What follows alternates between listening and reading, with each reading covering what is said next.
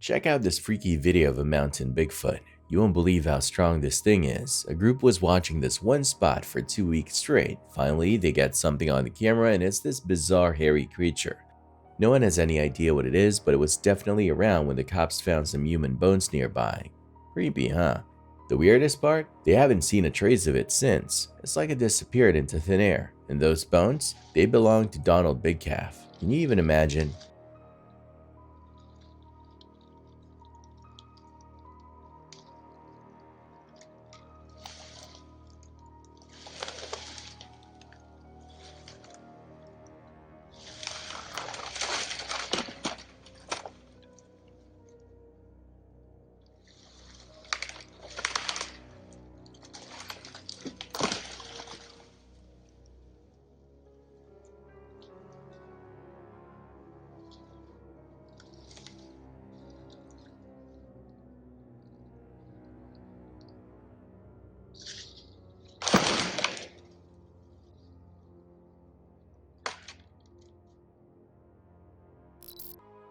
A bunch of people are at this amusement park in India called Kankaria Adventure Park in Gujarat. They're all excited, filming this popular ride called the Discovery. It's like the main attraction. Everyone's dying to try it. There are 31 people on the ride, all ages, and a huge crowd is waiting their turn, buzzing with anticipation. But then, out of nowhere, disaster strikes.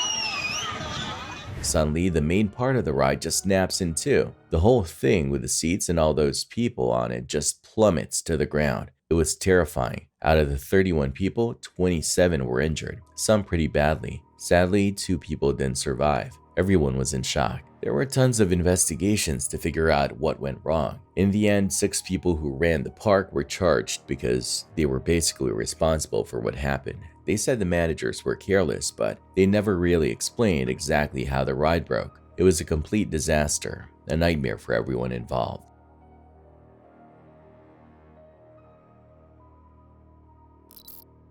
These guys were just minding their own business, heading up to their room for the night, when all of a sudden, the elevator lurched and came to a screeching stop. The doors wouldn't open no matter how many times they pushed the button, so they hit the emergency button and waited, and waited, and waited. The hotel manager finally got on the intercom, telling them to stay calm and stuff.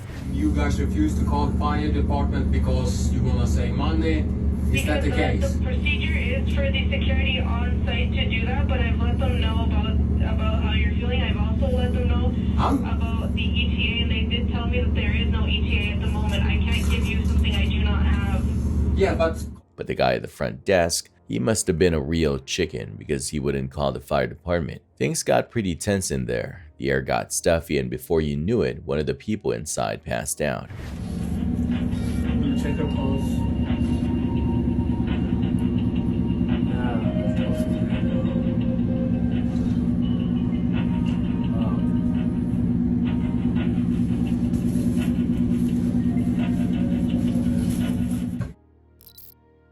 December 4th, the cops got called to a local business because some guy was threatening the workers there. While they were checking things out, they found out one of the guys there had an outstanding arrest warrant for assault. So a cop went into the business to take him into custody. But things got messy.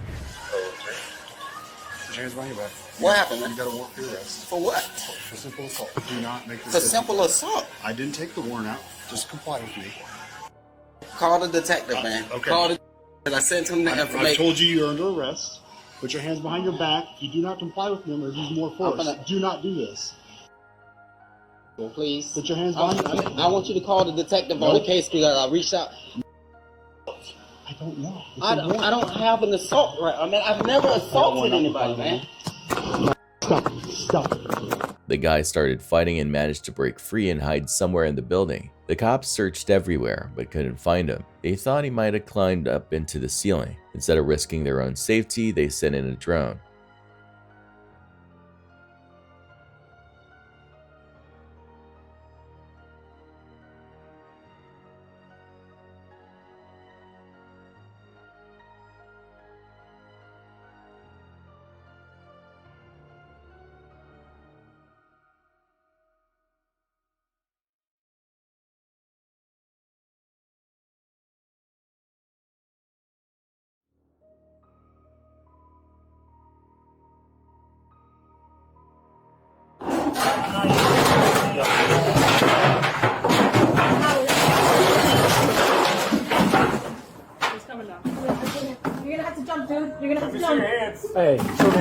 The guy realized he was trapped with nowhere else to go, so he gave up and came down from the ceiling. That's when the cops finally arrested him. You gotta see this video of this racist man. He was just being a total jerk to his neighbor. The racist man was watering his lawn when he started splashing the guy filming with water on purpose. The neighbor called him out on it, but the racist guy wouldn't stop. He even splashed water in the neighbor's shoes and face. Okay, you stop waiting in and I'll move it. Well, you live over there, not over here. We're not even in your fucking driveway, bro. We're in the neighbor's house. Well, this is what we gotta do it.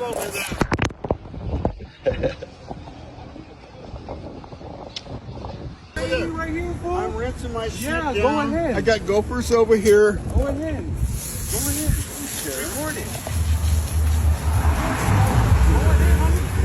Go ahead. Go ahead. Go ahead.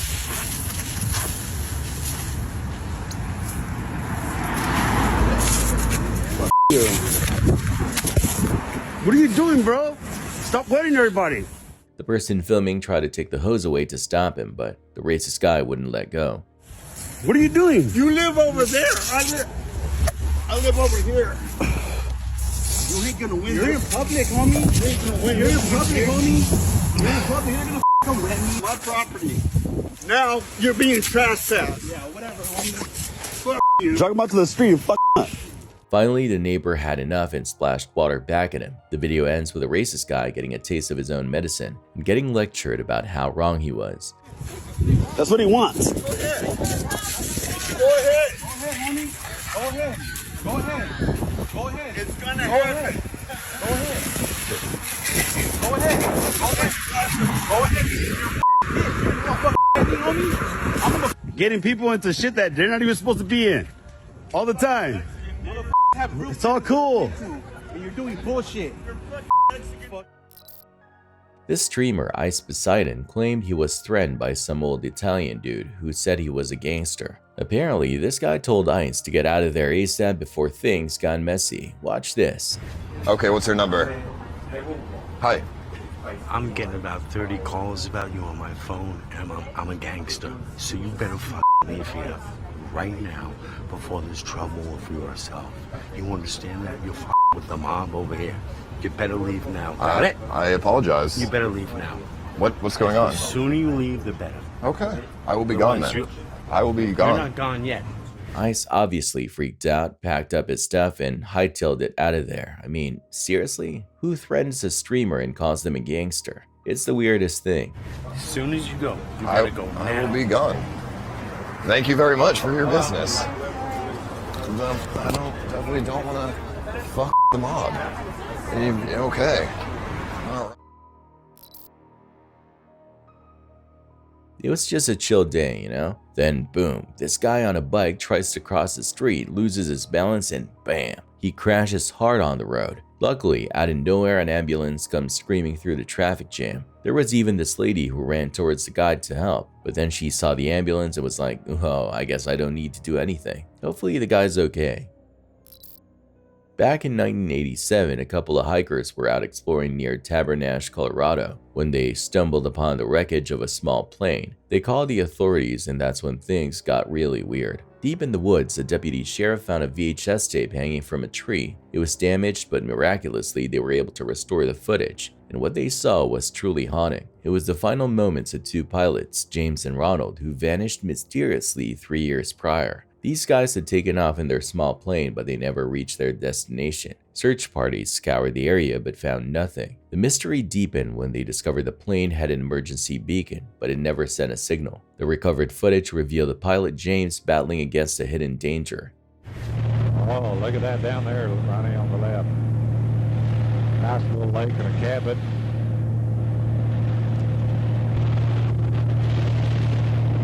Those dead trees down there.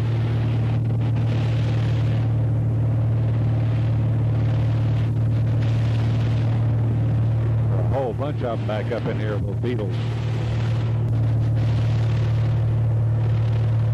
Very pretty little lake. He failed to account for the thin air at higher altitudes. You see, as you climb higher, the air becomes less dense, making it harder for planes to fly. James underestimated how much this would impact his aircraft.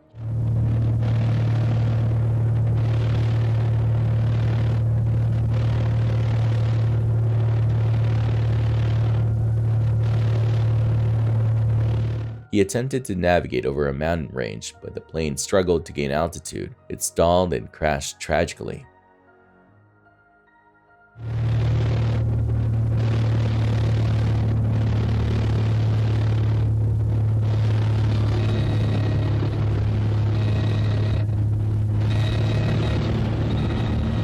Damn, hang on, Ronnie! The tape also explained the silence of the emergency beacon. The impact had damaged the device. It was a devastating accident, but James' family made a selfless decision. They allowed the footage to be used in pilot training programs. Perhaps by witnessing this tragedy, future pilots will learn from James's mistake and avoid a similar fate.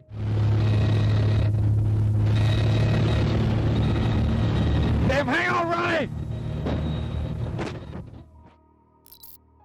This guy in 2009 was convinced his house was haunted. He'd been seeing this ghostly face peering at him from the doorway, and he was determined to capture it on camera. So one night, he armed himself with his camcorder and waited for the apparition to appear. He casually walked past the doorway, and then it happened. The face, pale, expressionless, materialized in the doorway, staring directly at him. Terrified, he flung open the door, expecting to find someone lurking in the shadows, but the hallway was empty.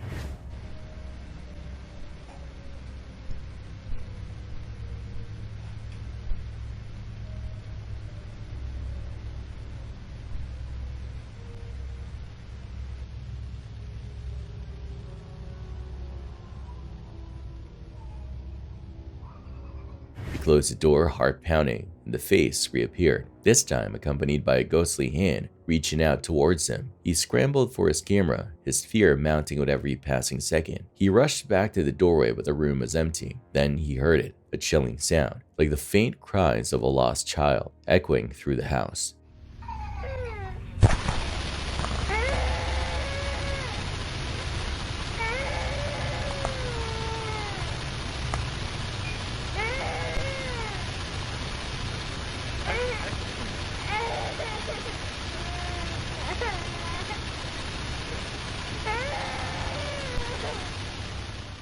He frantically searched for the source of the sound, his camera rolling, but he never captured anything on film. The whole experience was utterly terrifying. You can almost feel his fear as you watch the video, the anticipation building with each passing moment.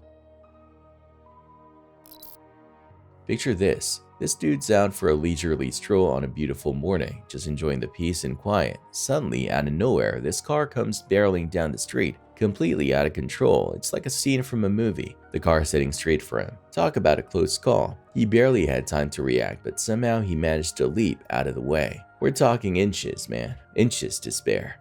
Oh my God! This guy, he's 64 years old. Can you believe it? He's got reflexes like a ninja. I saw it out of the corner of my eye, then I heard it and I reacted. It happened within 2 seconds. If I was a deer in the headlights, I would be a dead deer in the headlights. He credits his gym routine, saying all those years of lifting weights and doing those crazy cardio workouts really paid off. I go to the gym, and work with a trainer. Just saw the car, I reacted like this. Meanwhile, the cops are saying the driver probably had suffered a medical emergency or something before the crash happened. I'm so grateful to be alive. Scary stuff, man. A real wake-up call to cherish every moment. That elevator video of Eliza Lamb, it's seriously creepy. She's acting super weird like she's totally out of it. She's pressing buttons all over the place. Then she's staring out the doors like she's seeing some kind of apparition. It's like she's lost in her own little world. And then suddenly, she just vanished. They found her body later, and let me tell you, people went wild with theories. Some thought she was murdered, others thought it was some kind of supernatural stuff. But the official story? They said she just slipped and fell into the water tank. Talk about a bizarre and tragic case.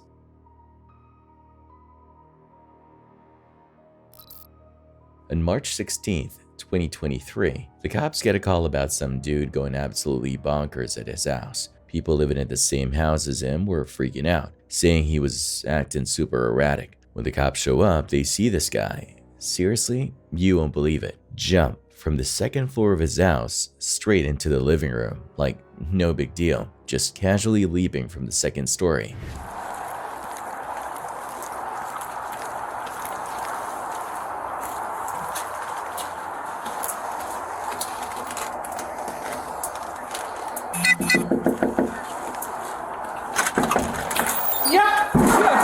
Hey, stop right now. Stop. Relax. He just jumped. John, so he just jumped on the banister again. Speak back. Relax. What's going on? Why are you jumping like that? Are you hurt? What's your name? What's your name? I'm Nick. Let him take over now. I'm not going to say it. What's your name? But there may be a background officers with him. What's wrong? Why don't you take a seat for me?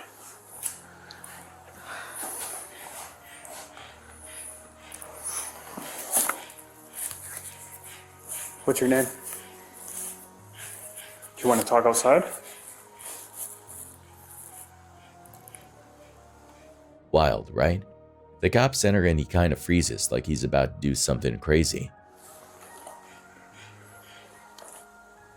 Are you hurt?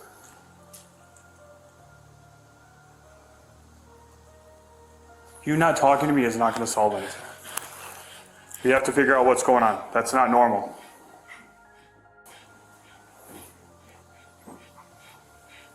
Do you want to talk to me, or are you just going to stand there?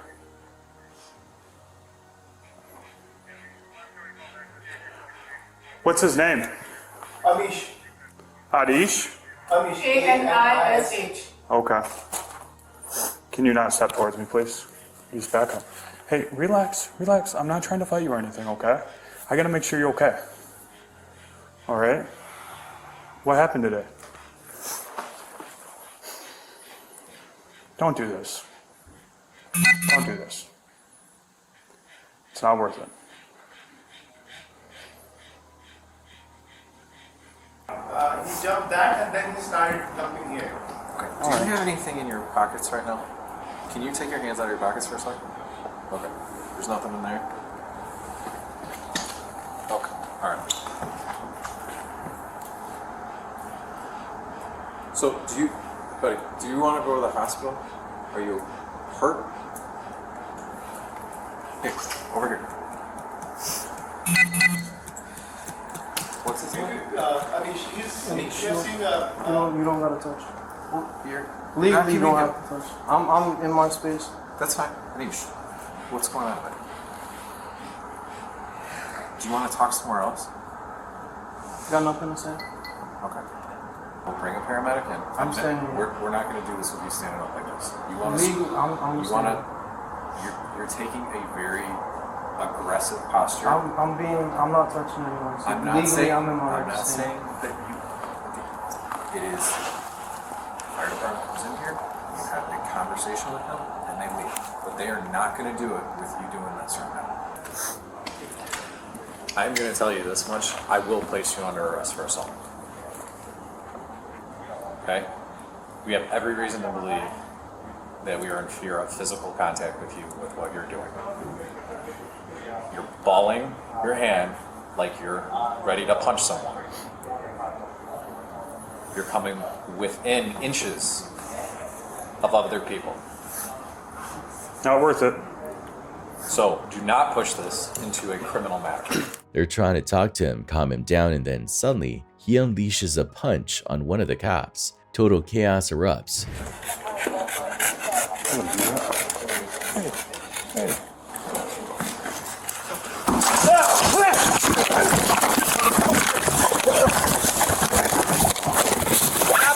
Stop resisting. You're under arrest. You are under arrest, buddy.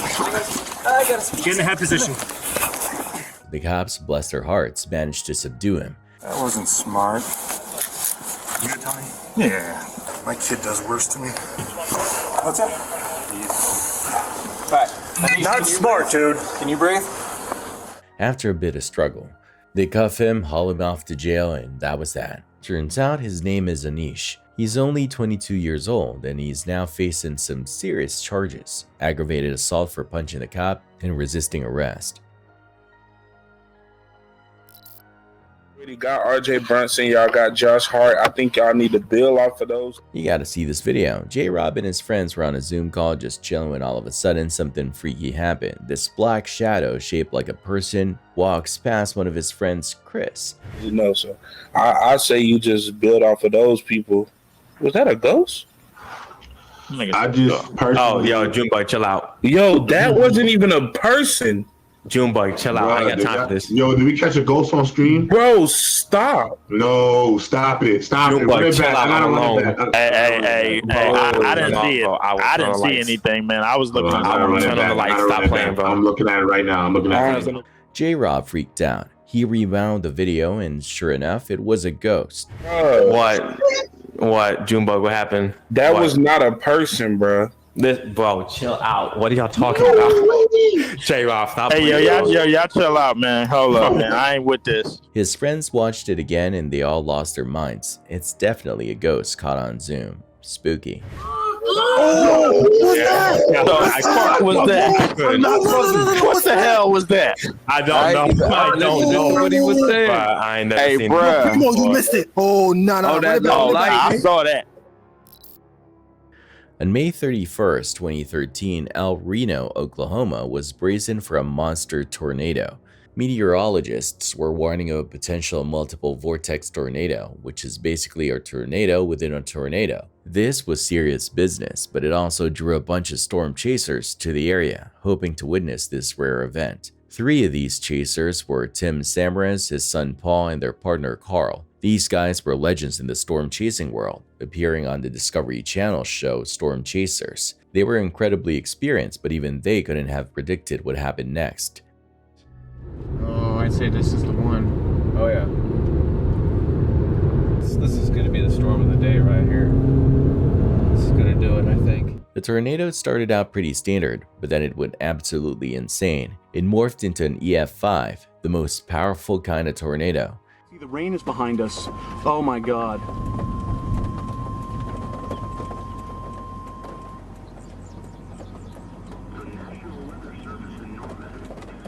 And this wasn't just any EF5. This thing was massive, the largest ever recorded, with winds exceeding 300 miles per hour. Tim, Paul, and Carl were trying to stay safe, but the tornado took an unexpected turn and came straight at them. They tried to escape, but it was too late. The tornado tossed their car like a toy, completely destroying it. Tragically, Tim, Paul, and Carl lost their lives. Their car was found, with Tim strapped there while the other 2 bodies were scattered across the landscape. Incredibly, one of their cameras kept recording throughout the ordeal. A close friend of theirs, Gabe Garfield, saw the footage. He said they were talking about how strangely calm it had become before the tornado hit. Tim said, "Actually, we're in a bad spot," and then uttered his final words, "We're going to die." Their story is a chilling reminder of the immense power of nature and the dangers of storm chasing. Even the most experienced chasers can't always survive. Can you believe this? The owner of some art gallery in San Francisco actually sprayed water on a homeless woman who wouldn't move from the area. Talk about heartlessness.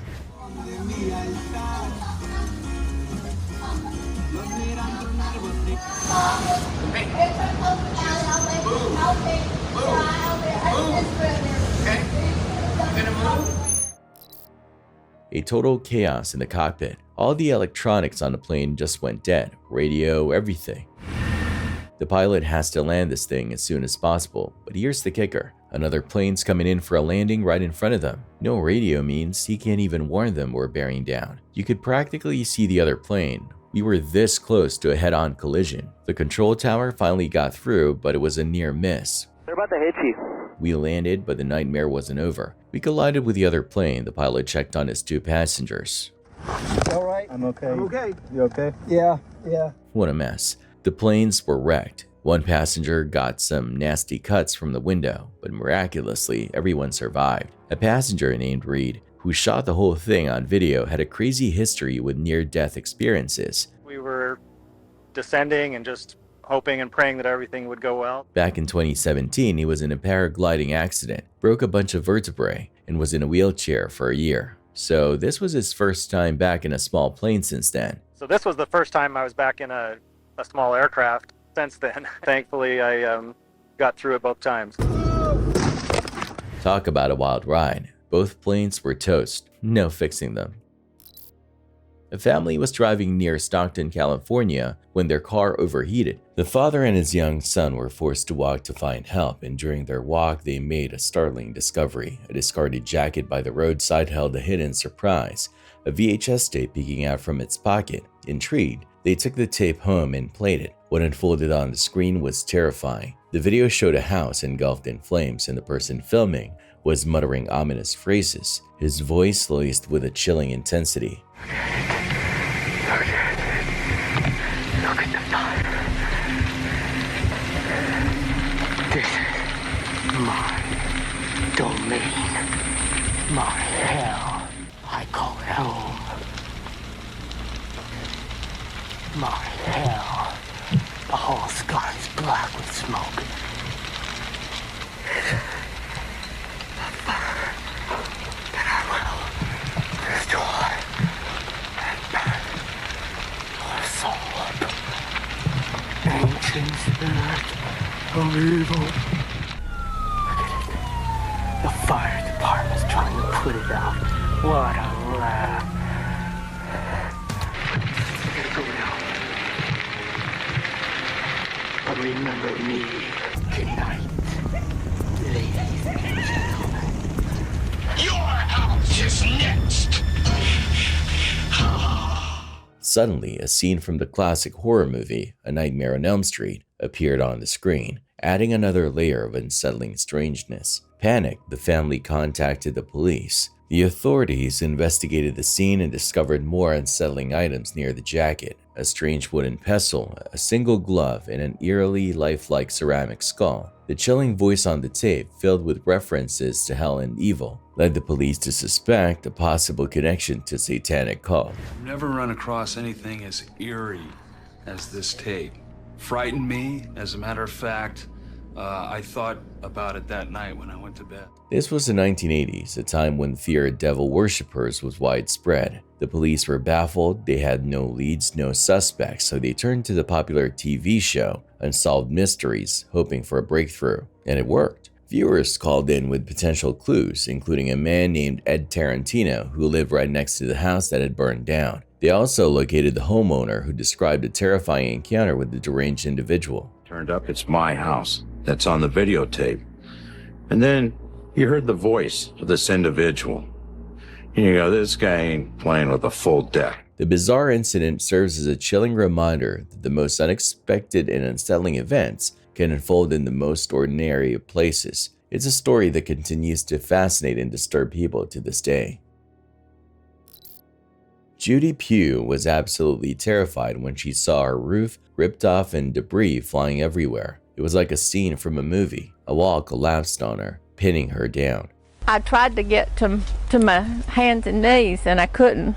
I heard the young men hollering, Miss Judy, are you in there?" Talk about a close call. She ended up with some pretty nasty black eyes, but she says that wall was actually her lifesaver. That tornado would have swept her away for sure if it wasn't for that wall. Her house is completely destroyed, just rubble. But amidst the chaos, she found some of her favorite crystal bowls still sitting in the kitchen cabinet, surprisingly intact. But honestly, those bowls don't mean much to her now. All that matters is that she and her cats are safe. 2 of her cats survived, but 1 is still missing. Judy has been searching high and low for that little guy every single day for the past 3 weeks, and she's not given up hope. Then out of the blue, the most incredible thing happened.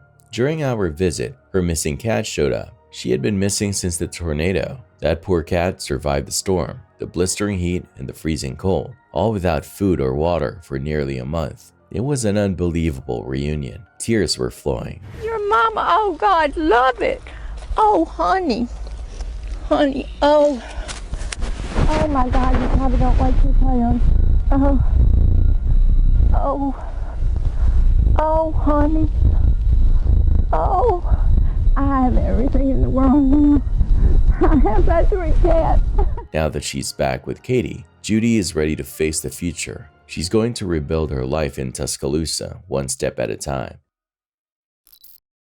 This YouTuber, right? He's all about exploring creepy places, so he heads out to this old abandoned farmhouse way out in the middle of nowhere. The place is seriously creepy. Cracked walls, rotting wood, dust everywhere. You can tell no one's lived there in ages. Old newspapers are scattered across the floor, like time itself has stopped inside. He sets up his camera ready to capture any paranormal activity. Right, so I'm going to get in here. I've got my night vision camera there, which I'm going to set up. It's not cold either, so I'm happy about that. I'm going to turn that on. And then turn my IR light on. As night falls, the farmhouse starts to creak and groan, and he hears strange sounds echoing through the halls. The atmosphere is thick with an eerie energy. He decides to spend the night in one of the bedrooms, and let me tell you, it was terrifying.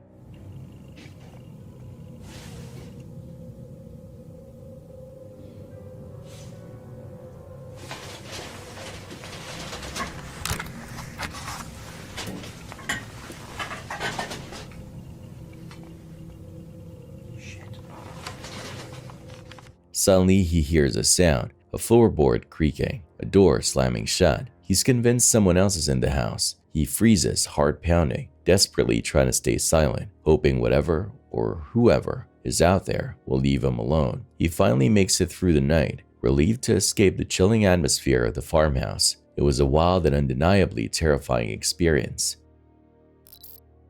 This YouTube channel called Found Memories posted this incredibly unsettling video titled Tape 92, Found Footage, Jason Sleeping.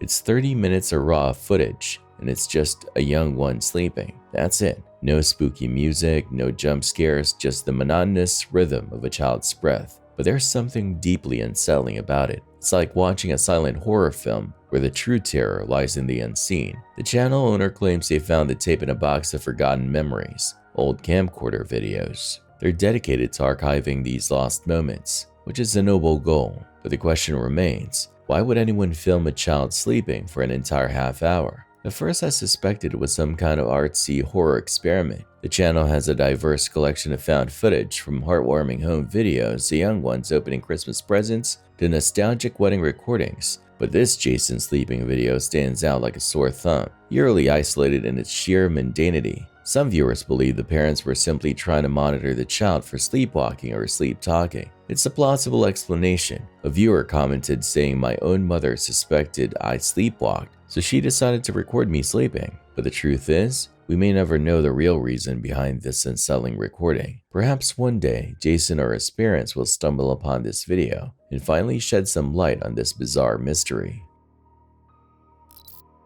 This porch pirate in Gloucester Township, Pennsylvania clearly had a bone to pick with the homeowner he targeted. Cool, bro. Come on. Not cool. Not cool at all. That's my on the internet. The police released some seriously entertaining security camera footage of the whole ordeal. First, two guys brazenly snatched a package right off the porch. Then one of them, full of himself, actually did a little victory dance right in front of the camera. It was like he was saying, "Take that, homeowner. We got your stuff." The homeowner, understandably furious, posted the video online, hoping his neighbors could help identify the thieves. 2 nights later, one of the thieves came back to the house, looking sheepish and muttering to the camera about how embarrassing it was to have this little victory dance go viral. Not cool, bro. Come on, not cool. Not cool at all. That's my on the internet.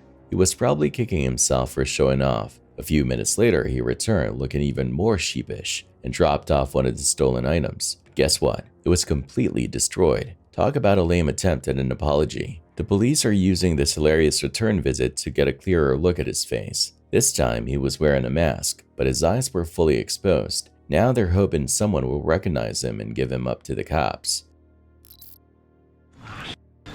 Can you move back?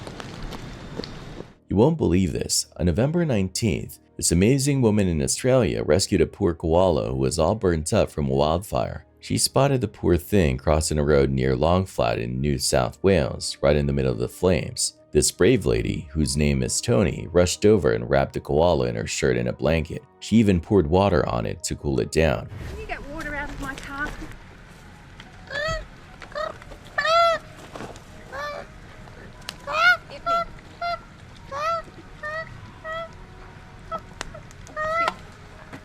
You want to put him in the blanket and bring him out of the hot stuff? Just want to get this room.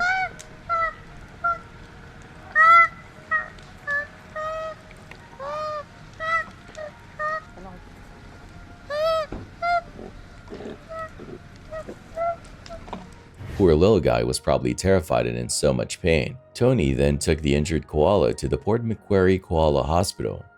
What a hero. This guy was walking down the street when he saw a homeless person huddled on a street, shivering in the cold. Feeling a surge of compassion, he decided to help. He took off his own jacket and offered it to the man. He thought he was doing a good deed, a small act of kindness in a world that often feels cold and indifferent. But instead of expressing gratitude, the homeless man's eyes narrowed. He lunged at the man, demanding his wallet and phone. A struggle ensued, a terrifying reminder that not everyone is deserving of kindness. Experiences like this can truly shake your faith in humanity. It's easy to become cynical, to question the value of compassion when it's met with such hostility. Who could blame him for feeling that way? This woman was freaking out trying to find her missing dog. She called the cops, saying she heard her dog barking in someone's backyard. She knocked on 2 neighbors' doors, but they said they didn't have her dog. The woman thought the barking was coming from the house behind them, but it was hard to tell for sure. The dispatcher asked for her address and a picture of the dog. This is the Rancho Cordova Police Department. You called about your dog. Yeah, she's barking in the same spot in someone's backyard, but I knocked on 2 of the neighbors' doors. One of them answered, said that they didn't have the dog. It sounds like it's coming from the house behind them. Okay. But it's like hard to tell. Can you give me an address of where we need to go? Yeah. And can you see your dog? Can I what? How do you know it's your dog? Because I know what my dog's bark sounds like. Okay. Meanwhile, another call came in from the same area. A woman said someone was walking around with a butcher knife trying to break into her house. She described the woman as white, wearing checkered shorts and waving a butcher knife around. Hey, I'm calling. I live in Rancho Cordova, and there's this woman walking around with a butcher knife, and she just tried to break into our house. And is the person white, black, Hispanic, or Asian? She's white. She's wearing checkered shorts. And do you know if did she try to open any other neighbors' doors or just yours?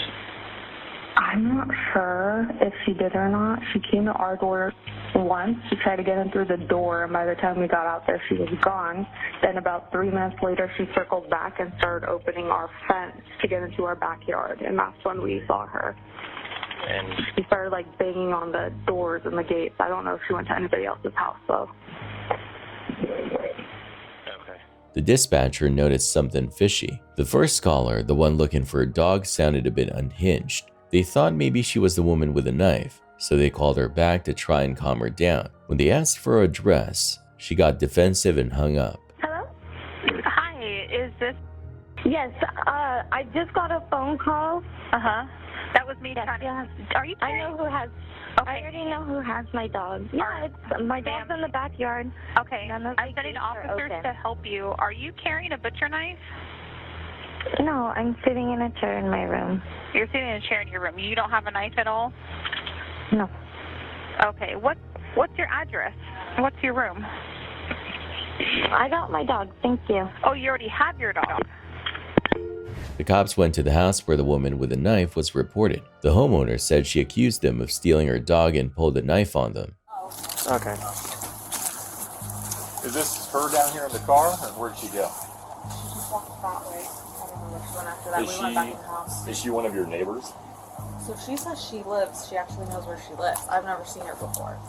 We just came out here because she was in her backyard. And we were like, what are you doing? She said, oh, you guys stole my dog, and then pulled the knife out on us. We were like, we don't have your dog. And then How was put she? the knife down. How was she holding the knife? I could actually see I have a video on the ring camera. Yeah. Okay.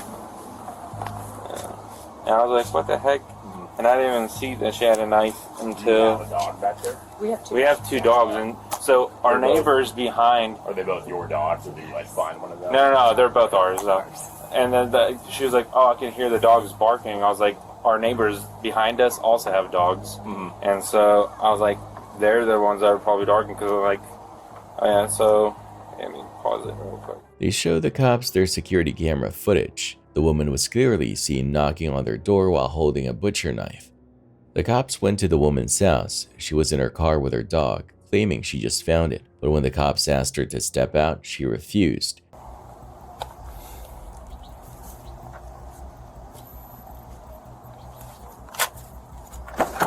I'm sorry. Hello, ma'am. I'm Do you dealing control with your dog? right now. Can you control your dog? Yeah, she's just sitting there. I Okay. just got back from getting her. I'm sorry, I'm not dealing with this right now. I'm going through a lot. What are you going through? Here, ma'am, come out here for a minute. No. Yes. No. We gotta talk about something. Alone. Leave me alone. Ma'am, step out of the car.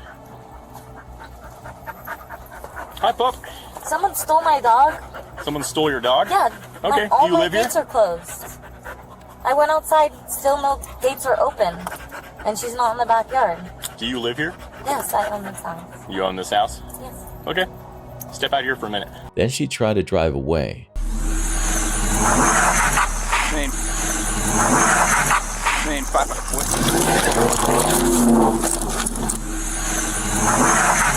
Main.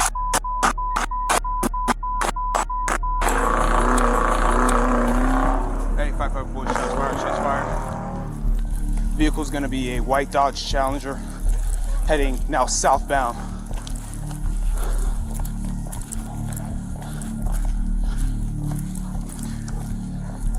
Shots fired. All officers are okay.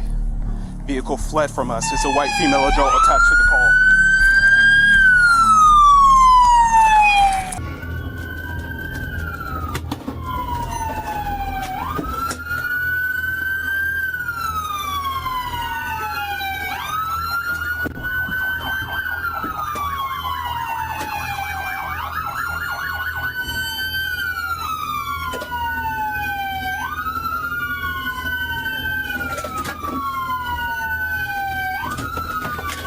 Turn off the car!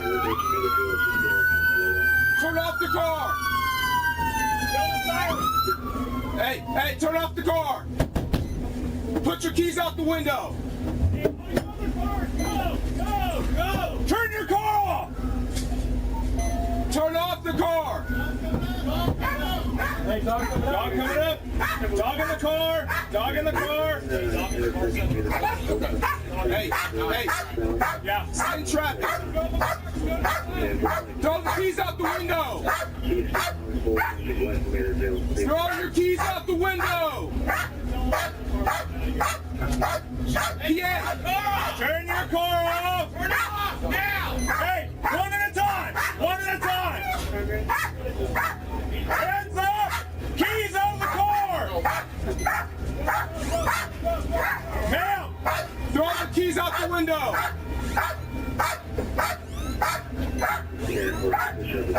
Turn the car off and throw the keys out the window!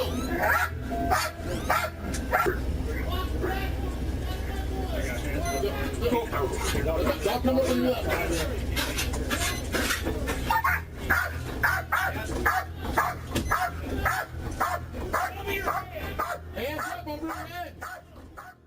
The cops finally stopped her and arrested her for resisting arrest and assaulting an officer. She spent 6 months in jail and was eventually acquitted of all charges. Talk about a wild ride.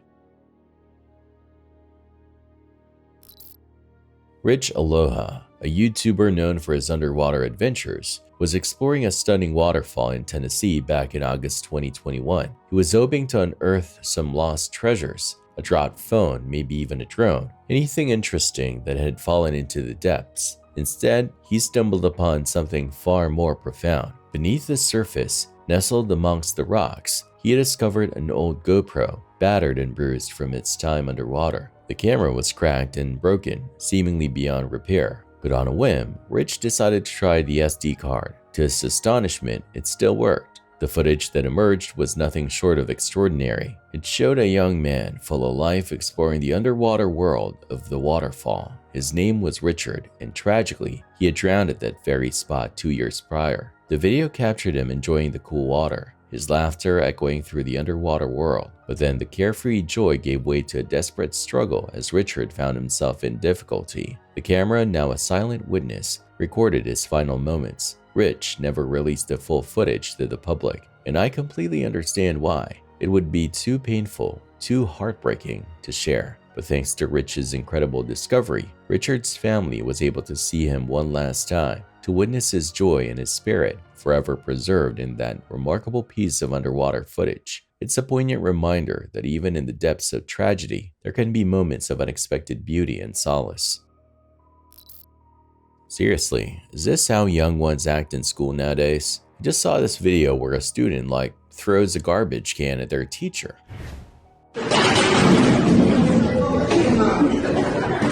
The teacher was right there in the middle of class and bam, the can hits him. And you know what? The other students just laughed. It's insane.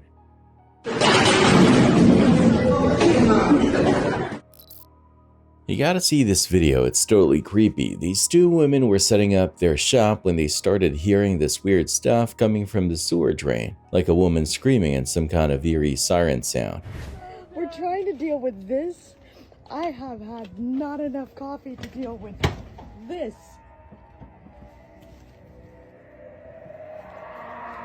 Honestly, this is coming from the dream. Okay. That's some creepy weird shit. They thought the drain was haunted or something. One of them even started making the same siren sound back. And guess what? Someone answered. Do you hear it? Where is that? Who is that? What the fuck is going on around here?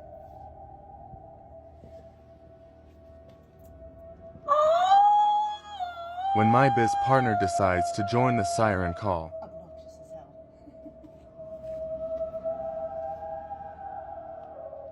Talk about a freaky experience. This video is heartbreaking. A mom went to her son's school because they actually wanted the police to arrest him. Her son has autism, and the school and the cops knew this, but they still chained him up. Apparently, he was just overwhelmed, but they thought he was out of control. Where's my child? Oh, okay, he's here. I want my child. He is calm. I would like my child. I've talked to Chief Vasquez. I am recording this right now. This is my child. He has special needs. They are refusing to let him out until they saw I was recording. Is how you treat my kid too, I bet. Anthony, come on. No. What is wrong? You're not in trouble. I stabbed. You're gonna come with me, and we're gonna talk. I'm sorry, Mom. I Hey, really stabbed. you know what? I'm gonna tell you right now, you didn't do anything. Of course I did. Come here. You and I are gonna talk. But the police have just put shades up me. I know they did. I could have got arrested for that. What? You and I are gonna talk, and you're gonna tell me exactly what happened. Because I guarantee you were probably telling them you were mad. And it probably took another 40 minutes before anyone listened to you. Come on. Let's go. You're gonna come home with me and Jeepa. Let's go. The mom was furious, obviously. She wanted to see any videos or reports to understand what really happened, but they wouldn't give her anything. The school principal wouldn't even talk to her. It's just wrong. Where's Miss Lehman? Because I don't want to talk to anyone but her. She's not here. She's at a meeting. Okay, so the principal again is not here willing to talk to the mother of this child. Where's my son's stuff? How am I going to find out what really happened? Am I going to see the camera? Am I going to get documentation of a report? How am I going to know what really happened today? No information from admin once again. We're going home. Yes. Stop. Come on. I know. You gonna report this to the news? Yep. Things are escalating quickly. After recent protests, tensions are running high.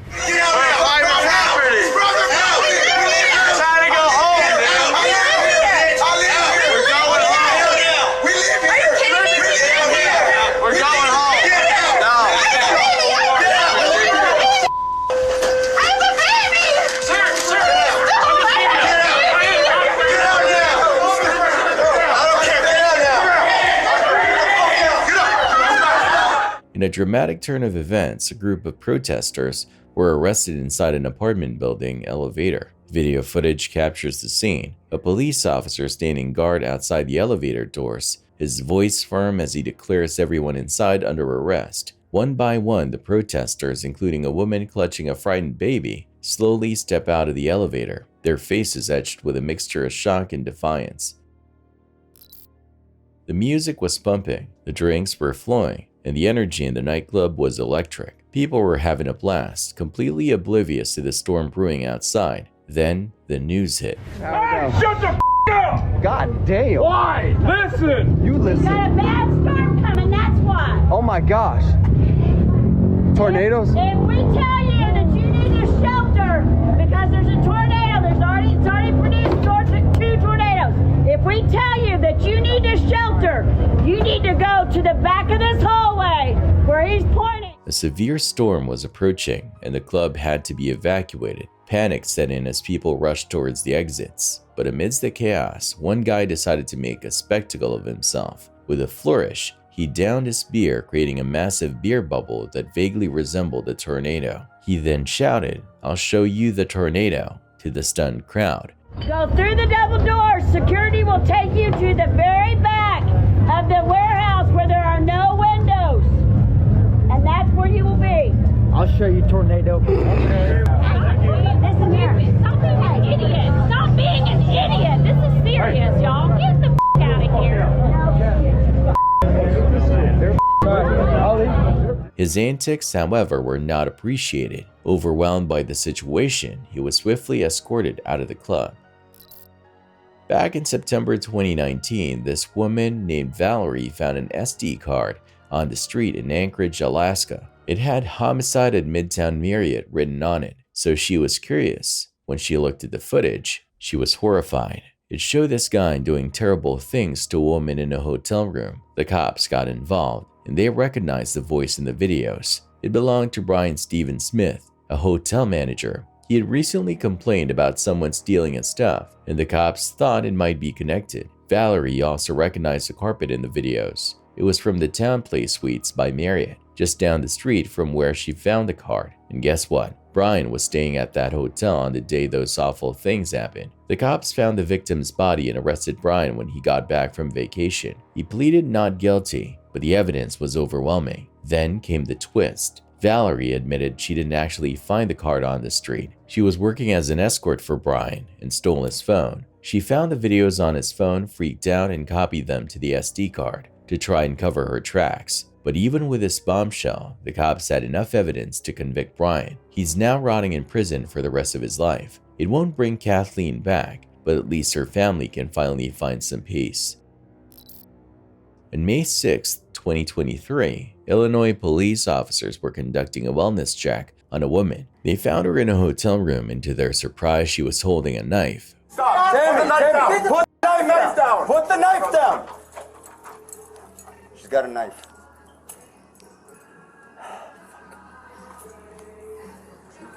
The door locked. Just a minute. You want me to close it? No. She's got a knife and she's coming at us. Hey, I'm gonna come out to your side so we can watch her cross. Okay. Yep. What do you want to do? She's barricaded. Ma'am, please get inside. Get inside the house. Please get inside. Tammy! Tammy, please put the knife down. I'm gonna go outside. No problem. Okay. Please put the knife down. Listen to me. The officers calmly instructed her to put the knife down, but she became agitated, yelling at them to get out of here. She was waving the knife around erratically, refusing to cooperate. She even demanded that they drop their weapons first, almost daring them to use force. Please put the knife down. Please put the knife down. Tammy. Do you know her? Yeah, she's not dropping the knife.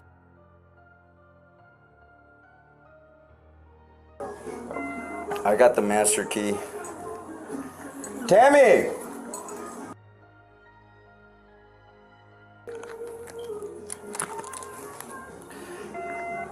Tammy! Let's talk this out, but I need you to drop the knife, please. All right, when you open the door and you come out with a knife, you're making things way worse. Tammy! Tammy, we told you. Make sure you're okay. I'm okay. I'm okay. Okay, Got it? Can you put the... Tammy, we told you. Make sure you're okay. I'm okay. I'm okay. Okay, Got it? Can you put the... Easy, both your hands. Drop the knife. Drop the knife. Come on, I want to put my gun away. No, put it away. Well, I need you to drop the knife. No, Tammy. We're not saying... Tammy. No, Tammy. Drop the knife. Shoot me. Drop the knife. Drop the knife, Tammy. Tammy, just drop the knife. Me. Tammy, drop the knife. It's better than fucking stabbing to death.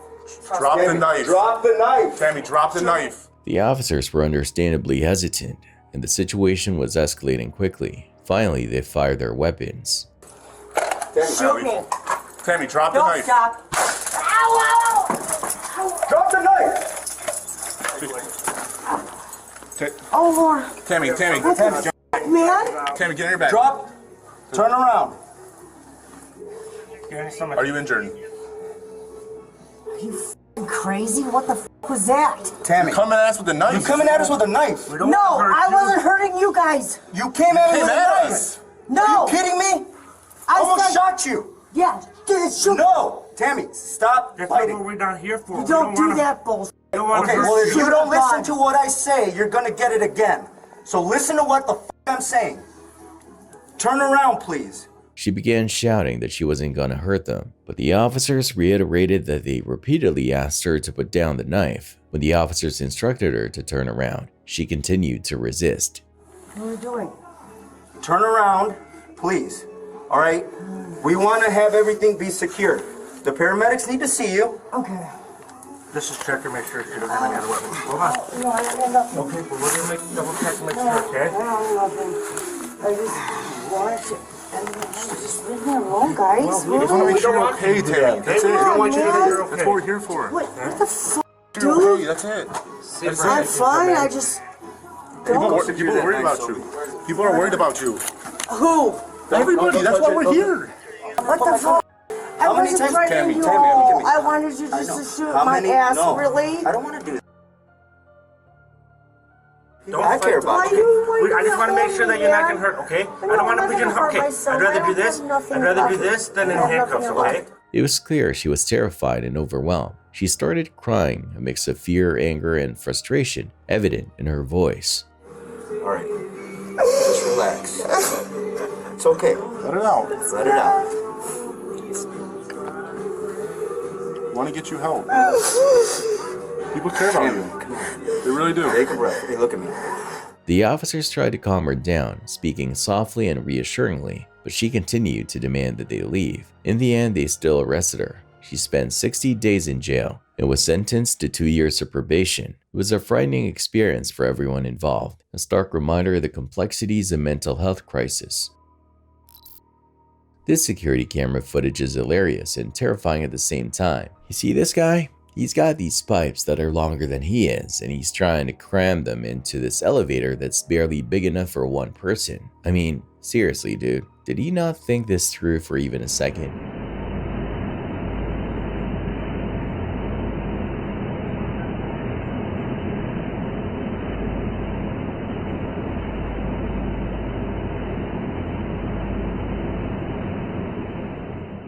He somehow manages to shove them in there, like a magician pulling a rabbit out of a hat. But then karma comes knocking. The pipes get stuck on the bottom of the elevator door, and the next thing you know, the door swings out like a wrecking ball and smacks him right in the face. You'd think he'd be knocked out cold, but nope, he just kinda stumbles around like nothing happened.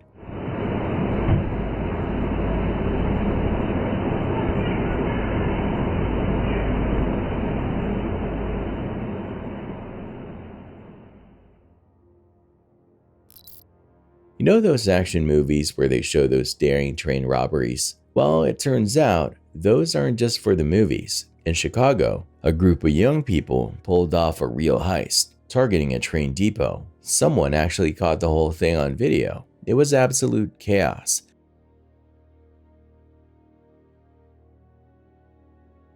These guys were swarming the train containers, grabbing anything and everything they could get their hands on.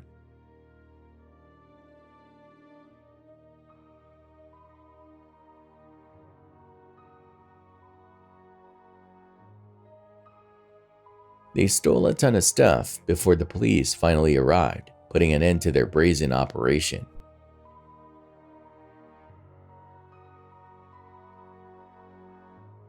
Absolutely stunning.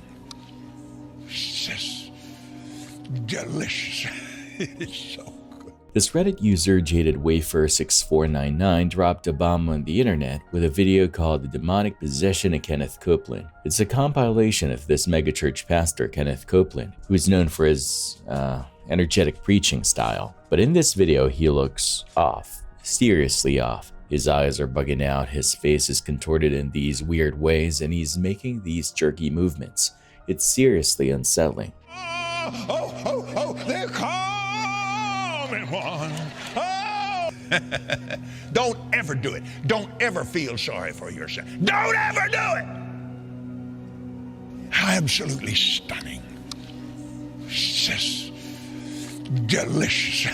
It is so good. And he will be like Moses, and he'll live 120 years. And he said, yeah. Preach it, brother, preach it, brother, preach it. And we have a healing covenant. What blood? The blood of this covenant. Glory to God. People are saying he looks like something else entirely, like a demon has taken him over. Dwells in me, the pure, spotless blood of God. And Hesed was performed for me. This video has blown up. It sparked a huge debate about these big-name preachers, these so-called prophets. People are questioning if they're actually genuine or if they're just in it for fame and fortune. You know, exploiting people's faith for their own gain. This video is a wake-up call, a reminder that not everything is as it seems. It's making people think twice about blindly following these figures and really examining their own beliefs. It was a typical evening in February 2019. This woman had just finished a long day at work and was looking forward to relaxing at home. As she approached her front door, she felt a surge of relief. She was finally home. But that feeling quickly turned to terror. Suddenly, a masked figure emerged from the darkness, a weapon glinting in the fading light. The robber demanded her belongings, and she was forced to comply. The encounter was terrifying, leaving her shaken and bruised. Unfortunately, the police were unable to apprehend the assailant or recover her stolen possessions. The incident served as a chilling reminder that danger can lurk in the most unexpected places, even in the comfort of one's own home.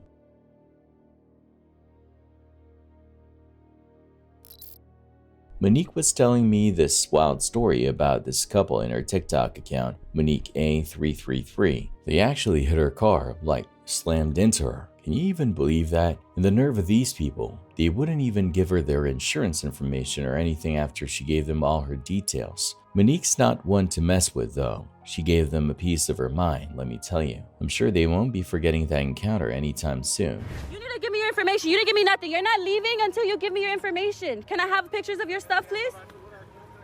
Can I have your stuff, please? Don't tell me. Can I just have your information before you leave? 1 second. I asked my lawyer, my friend's lawyer. Okay, but you took my ID and you can't give me yours? How is that fair? Hold a second. No, that's not I'm fair. right now. That's not fair. Then I should have not given you. at me, bitch! I don't give a don't yell at me, bitch! Back the before I hit you! Back the before I hit you, bitch! Loca. Don't scream, don't scream. Why are we screaming? Back up off me, bro! Where this I don't care, I don't care!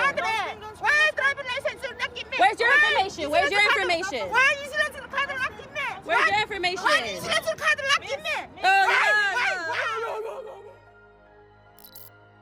This CCTV footage, captured on November 18, 2021, remains shrouded in mystery as its exact origin is unknown. Regardless of its location, the video itself is undeniably gripping. It begins innocuously, portraying a man engaged in a casual phone conversation, seemingly an ordinary day. However, the scene takes a dramatic turn as an unexpected and ferocious flash flood erupts, engulfing the man's residence in a torrent of water.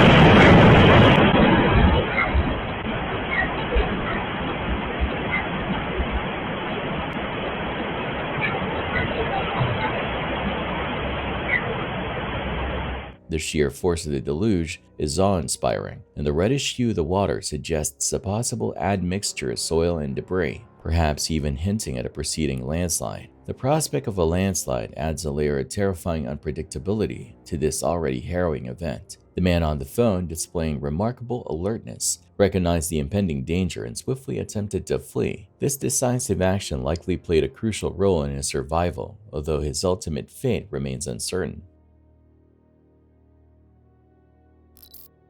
This TikTok girl, Jessie, right? She's just chilling trying to enjoy this new Wicked movie, but then out of nowhere this random dude starts going off on one. Seems like he might have had a little too much of that wine slushy from the lobby. And the crazy part? You didn't even know who he was yelling at, but the way he was yelling at the person, it's as if he knows him well. You live in your parents' basement, you idiot. You know where I live? Where? I know, you said you just knew where I live. Jerry, stop this now, or I will tell them how you killed your parents. We're gonna allow these people to Damnation! Let's go outside. You can explain everything about Jerry to us outside.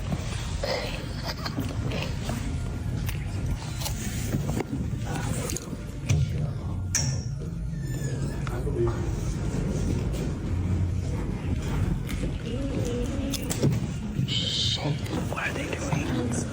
What's going on? He's leaving. He's leaving. He's leaving. You will die, Jerry. Let's go, sir. Hey, sir, come on. Come on. You will die. Right now. Right now. So the police are on the way. Oh, woo, the police. You know what? I pay their salary. Please step outside. I pay their salary.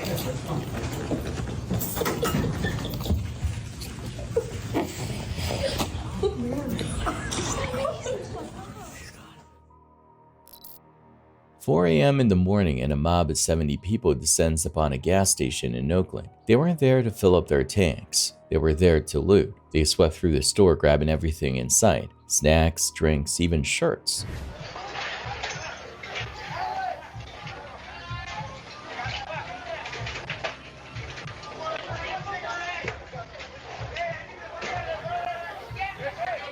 The two poor employees were completely overwhelmed, helpless to stop the onslaught. The chaos lasted for a terrifying 40 minutes, leaving the store in absolute shambles.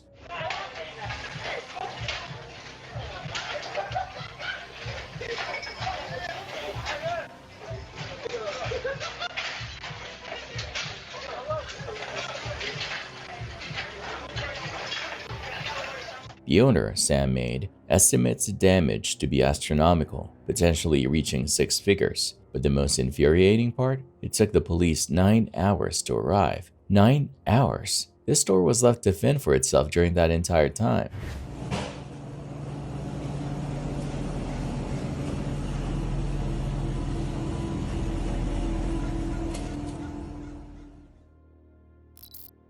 On November 17th, 2024 in La Crosse, Wisconsin, the cops are called to an apartment complex because this 55-year-old woman was going crazy, yelling at bystanders. Apparently, she was saying some really racist stuff to this guy. When the cops arrived, the woman was still going on and on. She wouldn't admit she was being racist, claiming she was just talking about the guy's family. I have a bunch of videos I can check, but it's somewhere along the lines of, did you see how red this country was? Yeah. Did you not see how red this country was when they I'll voted? talk to you over here. Okay. Yeah, it's red. Is that a big thing? You got ID on you, boss? Not on me, but this is my car. I think it's... Can you grab it, please? Is that a arrestable offense? What's going on? An offense? Well, why are we getting calls about you?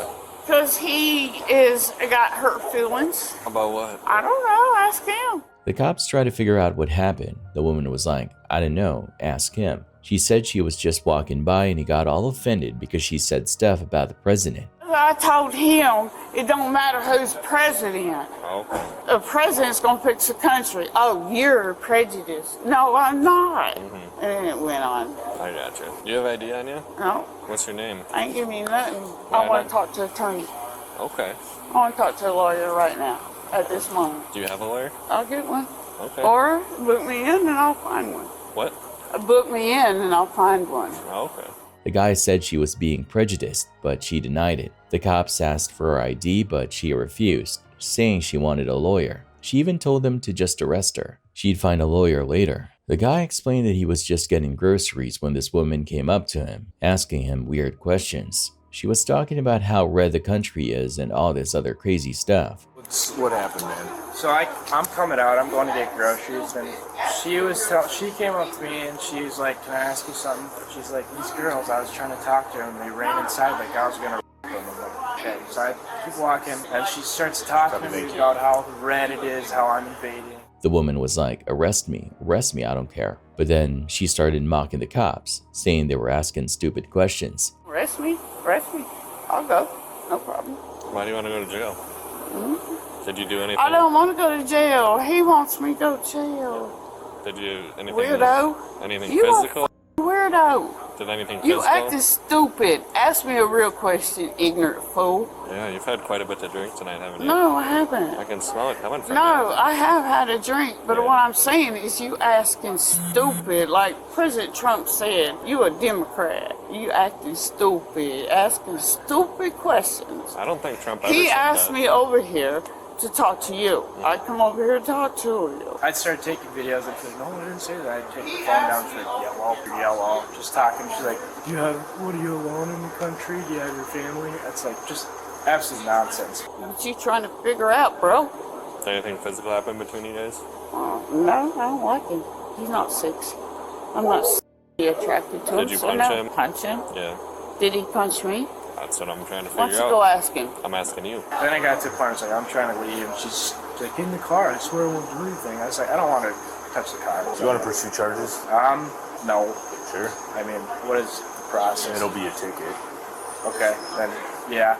The guy initially didn't want to press charges, but then he changed his mind. The woman then accused the guy of being racist and said he pushed her. She also accused the cops of taking the guy's side. She still refused to give her name, telling them to just arrest her. So they did. You like this? He pushed you? Yeah. Did you push him? You know better. No, we didn't touch each other.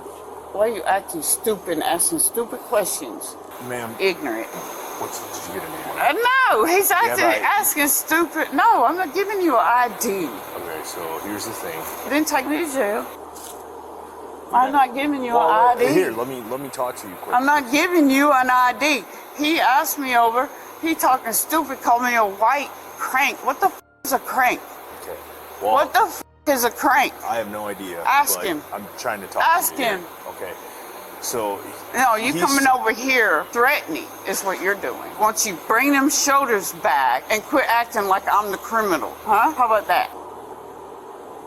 Are you done talking? How about you be done talking? Well, you haven't given me an Well, opportunity no, to talk. because you already took his side. So bring your shoulders down I just wanted because to- they don't scare me. Okay. Lozena, no. Okay. Well, I'm just trying to talk to you. I'm not trying to Well, scare then you. talk and quit like that at me. Oh, he wants to arrest me. So what's your name? He wants to arrest me. Go ahead. What's your name? I ain't giving you that. Okay, well, Arrest if you don't give me like... your name, you're going to go to jail. All right, let's go. Okay, place your hands behind your back. You're under arrest. No, I ain't giving you I've done nothing wrong. Okay. You're under arrest for obstructing disorderly conduct. I ain't done nothing. And I don't know if you have any bonds or anything, or if you're on probation. Take me down. We'll find out. We'll find out. 65 for next So, where we going? All right, because I wouldn't give you my name. I tried to give you plenty of chances to talk to me, to provide a Why? He's the one that identification said card, it, not and me. I'm not going to play these games of I didn't stupidity say with you. that. Okay? On the way to the police car, she started yelling at the police dog. She even banged her head. You didn't have me. All right, have a seat back there.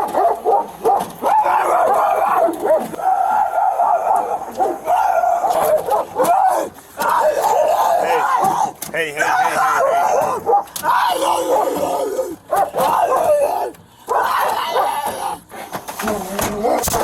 Stop. Stop banging your head. The cops charged her with disorderly conduct. She spent 2 days in jail and had to pay a $1,000 bond. In this video, you see this guy trying to quietly unlock someone's door. He's being sneaky about it, but the person inside must have heard something because he saw the scene in a flash. They see this guy's hand reaching into the door frame, trying to get the lock open. They slam something down on the guy's hand.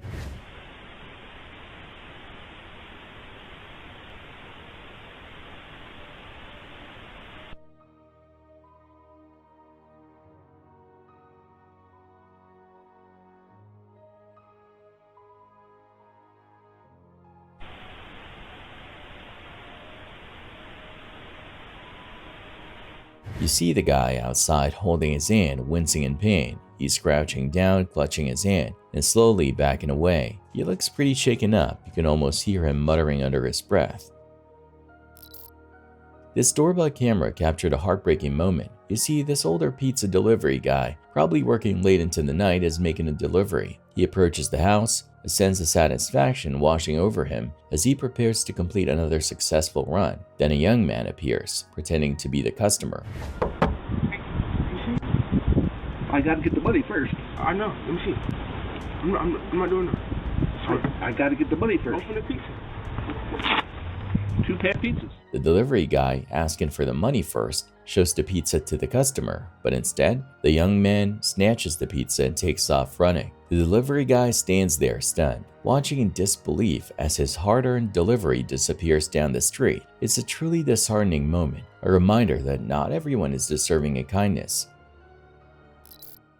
One frigid January night in Lake Forest, Illinois, a police officer pulled over a woman for weaving in and out of her lane. He watched in his rearview mirror as her car drifted dangerously close to the oncoming traffic, crossing over the solid yellow lines. When he finally stopped her, she seemed flustered, her voice rising as she insisted she hadn't done anything wrong. That's where you're coming from? Okay. Have you been drinking today? Okay.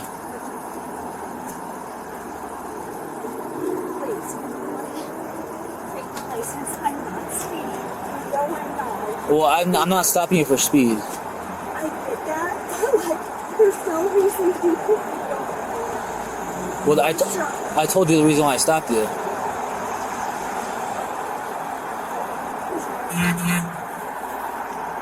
Can I have it? Thank you. Well, why are you... I'm just looking at your insurance. Why are you yelling at me? You are a police officer. Who are you? To look into my face and tell me you're not, like, trying to get in my face. Like, you have my stuff. Thank you. The woman, a second-grade teacher named Becky Miranda, clearly had a few too many drinks. Her eyes were glassy and she spoke with a slur. Another officer arrived on the scene. They tried to conduct a series of field sobriety tests. I'll work with you, but we can't let you drive your car to that road then. Or would you prefer we could do this at the station? That way no one sees. Seriously, please. This is inappropriate. You shouldn't have pulled me over. I was driving the speed limit. Okay, Becky, like this is inappropriate. I don't know how many. Is there a reason why you don't want to do it here? Yes, it's embarrassing. I'm a teacher. No one's gonna see you. Doing it. Becky, no one's watching. Am I going into your car? No, you're gonna step off No, here. my car is gonna block the view of you even doing. Tell me what you want me to do. Well, I would like for you to step out the car. We're gonna be behind your car. I have my car blocking our view. Becky, however, was having none of it. "This is so embarrassing," she exclaimed. "I'm a teacher. My students will never let me live this down." She reluctantly agreed to the tests, but her performance was less than stellar. 1, 2, 3. And do 9 steps back.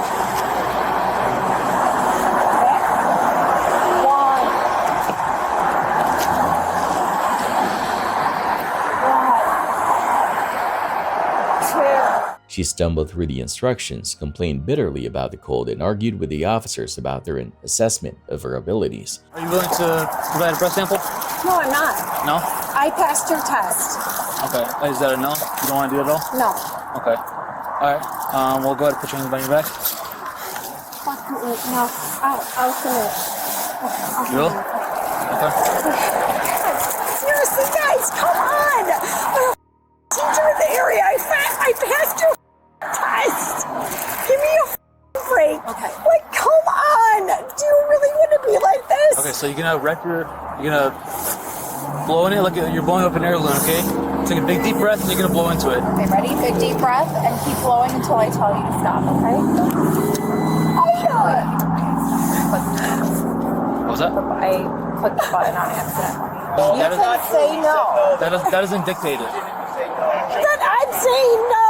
I said that to them. I said no. You're gonna be under arrest. Okay. You're arresting me if I say We're not. no. That doesn't dictate if you're gonna be under arrest or not. It's just completely optional if you want to do this or not. But when things couldn't get any more awkward, her husband arrived, adding another layer of drama to the situation. No, I told you. Can you please back up? Listen, Becky. Let me talk to you for a second. Becky. Like, seriously, can I just go home? Listen, Becky, this is optional. I passed your test. You showed signs of No, I consumption didn't. and if You you're weren't gonna even alcohol. you weren't even here. I was watching from a distance. No. I did. You don't have to do it. Let I me tell said no. You showed multiple clues that All you're right, put it away. intoxicated and under the. We're not doing this. All right, put your hands we are behind your doing back. this. You're under arrest. You're under arrest. Hey, put your hands behind your back. They're Becky. arresting me if I don't do that. The cops, understandably frustrated, arrested Becky and took her to the police station. Even there, she continued her tirade, refusing to cooperate and insulting the officers at every turn. She was terrified of losing her job and desperately tried to guilt-trip the officers, pleading with them to understand the impact this arrest would have on her career. Right after you blow, we're taking you back here. So wait, when am I getting my car? You're gonna have to get your car tomorrow. So I hope you guys are good. Like, I'm a second grade teacher. Like, are you guys serious? so just to confirm. I'm going to like Uber to my job, getting dropped off. Like, this is insane. This is insane. Okay, so just to confirm, you want to blow and go to Lake Bluff? Well, what am I gonna do? Have a suspended license for a year? You can say yes or no. Come on, guys. Do I need to call my lawyer now? Are you guys being real with me? We're being real with you. The option's yours. You're more than welcome to make a phone call right now. And then what? Have a suspended license for a year. And then if you want to go to Lake Bluff to go blow. Breathalyzer tests confirmed their suspicions. She was significantly over the legal limit. Becky, in a fit of panic, started ranting about how this would ruin her life, accusing the officers of ruining her career, and asking how they could sleep at night knowing what they were doing to her.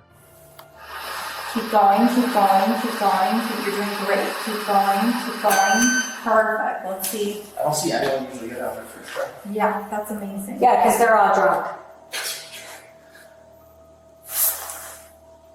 Where is it? It's taking its time. It takes like 30 seconds. So that's over. That's almost double the legal limit, okay? And sometimes. Guys, to leave. Let me ask you a question. What's up? I hope that you guys go home tonight and can rest your head on the pillow feeling that you did the right thing.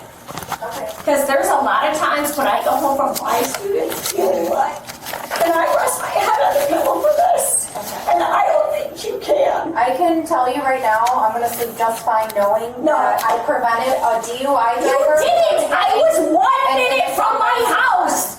You are at a-hole status right now. The female officer, maintaining her composure, calmly replied, "Actually, I sleep just fine knowing I prevented a DUI." Becky was booked for DUI and improper lane usage. It was a long, humiliating, and ultimately costly night for the teacher. She learned a valuable, albeit expensive, lesson about the dangers of drinking and driving. A video recently surfaced on Reddit that's causing quite a stir. It claims to show a fleet of UFOs near Russia, supposedly captured by NASA themselves. The internet immediately erupted with excitement and speculation. The video shows a swarm of unidentified objects moving through space, defying easy explanation. Theories abound. Some users are convinced it's proof of extraterrestrial life, while others suggest more mundane explanations, like a meteor shower or a satellite launch gone wrong. But the truth is, nobody really knows what they're looking at. NASA has remained silent on the matter, leaving everyone to grapple with the mystery. Discovery also moving into sunrise.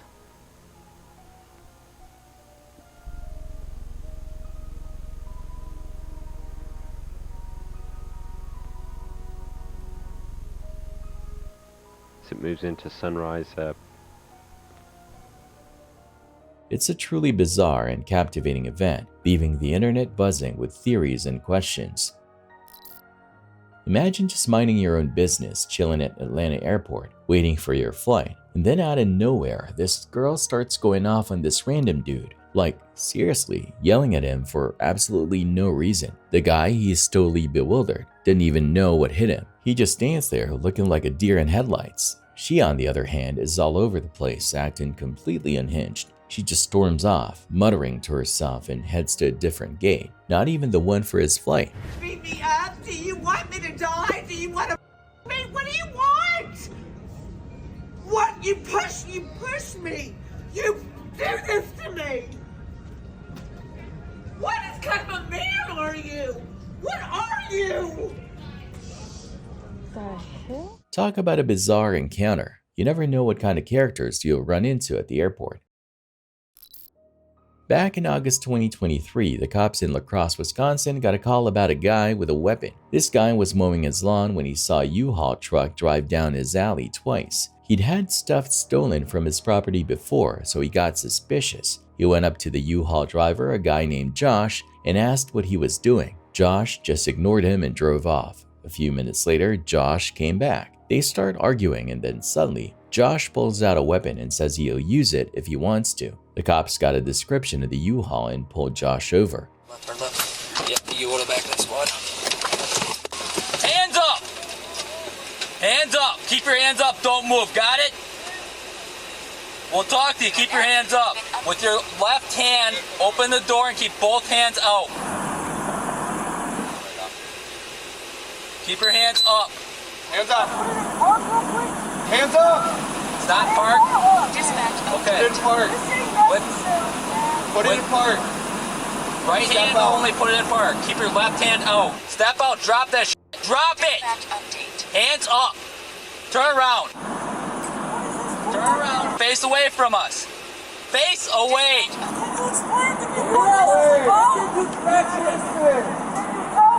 We will if you listen to directions. Watch crossfire comes up behind the car. Hey, Olsen. Go hands up. Sir, get out of the way. Stop right there. Okay. Put your hands on top of your head. Hey, guys, get out of there. Crossfire. Get in the store. Or stand there and lock your car. Sir, step to the right 4 steps. Right there, stop. Stop. Olsen, take it.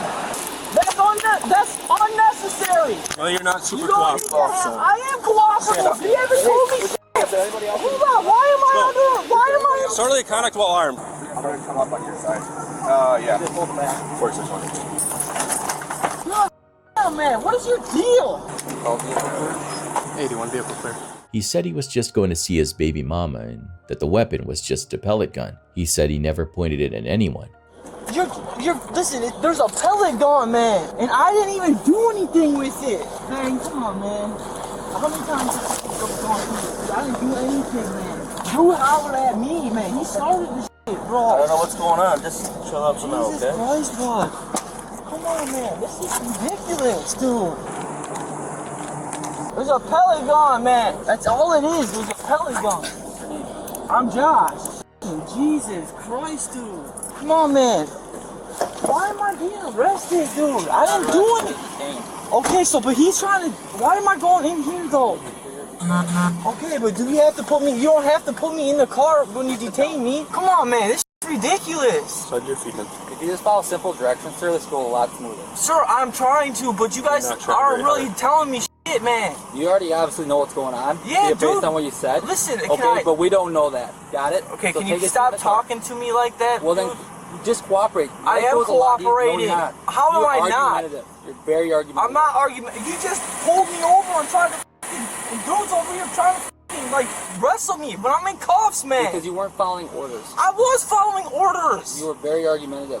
You know how many people get out of that car when we tell them to, and they simply just act and get in there and get down and not argumentative about all this shit? Lots. Okay, but not everybody when they get pulled over has 100 cops behind them and with AR-15s because this pointed is a at me, different dude. situation. This is a different situation. How so is this? Take a seat in the car, and we'll be with you in a minute. On the floor, it's my kid's pellet gun, dude. There's not even BBs in the motherfucker, dude. Did you find the gun? Yeah. Huh? Did you find the gun? Yeah, it's under the... Did you point it at anybody? No, I didn't point it at anybody, dude. Like, okay, here's what happened, dude. Like, I drove through an alley, okay? I drove through an alley. I got yelled at by some guy, and I went over to see what he was talking about, and he just starts flipping out on me, dude, talking about, what are you, clutching? I don't even know what the f that means, dude. Am I clutching? No, dude, it's a f***ing automatic, dude. I'm like, what are you talking about, man? Like a vehicle clutch? I don't know. I think he's like, you got a gun? I got a gun or some shit. I'm like, dude, yeah, there's a pellet gun in here, dude, but it's a toy, man. Josh was charged with a bunch of stuff: bail jumping twice, disorderly conduct with a weapon, and having drug stuff. He paid a $400 fine and got out. In April 2024, he was found guilty on one of the bail jumping charges. He pleaded no contest to the other charges, but they still went on his record. He only got 2 days in jail though. But guess what? 2 months later, he was arrested again for burglary. This time they found him with all kinds of burglary tools like a crowbar and bolt cutters.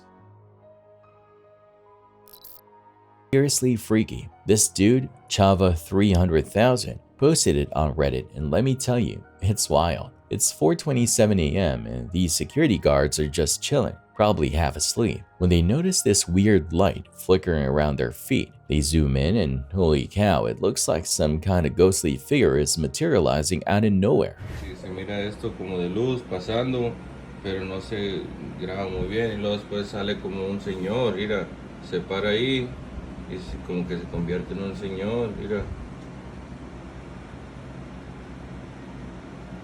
Y se queda ahí todavía está corriendo el reloj de la cámara, se está grabando, mira, se mira como dos cabezas, pues dos personas se mira ahí atravesadas a la misma vez, que tienen como una lámpara, a lo mejor es una pareja, pero no sé, a veces empieza a mover y la cámara ya no lo graba muy bien, pero a veces mira que se está yendo por aquí.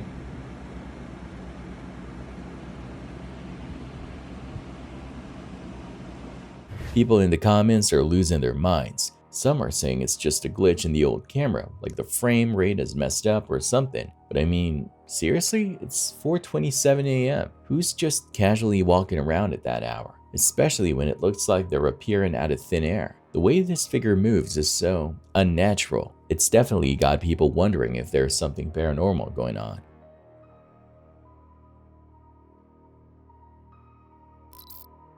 It was a quiet night at the convenience store in East Oakland, January 21st, 2023. The clock ticked past midnight and a sense of stillness settled over the dimly lit store. Then a group of men strolled in, acting cool and casual, just asking for a pack of cigarettes. The clerk, a young man minding his own business, served them without a hint of suspicion, but then the mood shifted dramatically. One of the men, his face suddenly hardened, pulled out a weapon. The clerk froze, his eyes widening in shock as he stared down the barrel of the weapon. The robbers, their faces now masked with a chilling determination, swiftly emptied the cash register before disappearing into the night. It was a terrifying ordeal.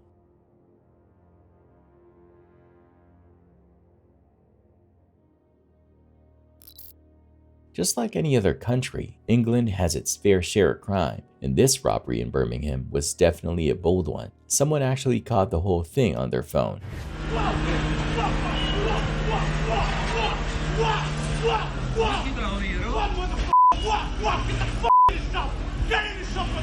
Police will go now. Have anybody called the police? Someone called them. I'm gonna video.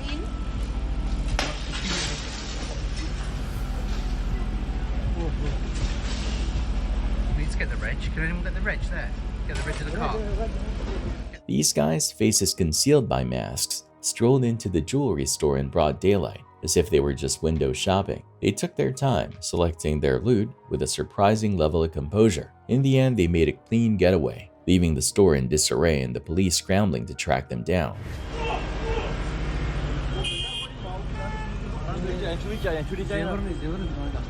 Did you get the reg of that? Yeah.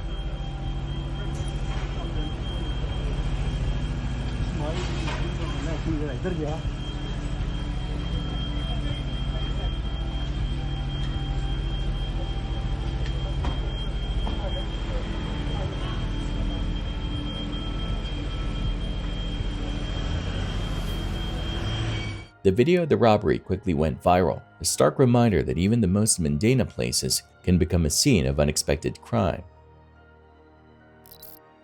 On November 13th, 2022, at exactly 10:47 p.m. in the 11900 block of West Fulton Street in Chicago, the police were looking for some people who might be connected to a homicide. Security camera footage shows 3 cars in a parking lot, 1 gray car and 2 black cars. Then 3 people get out of the cars, and a little while later, another person gets out. Everyone hangs around for a bit, then they all go back to their cars and drive off.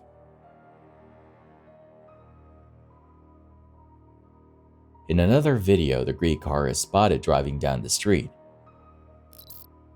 On August 9th, 2024, the cops spotted a car speeding like crazy. When they tried to pull it over, the driver took off, almost hitting a cop car and an ambulance. They chased the car until it finally stopped at the driver's house. The cops banged on the door, but nobody answered. They could hear people arguing inside, and the door wasn't even locked.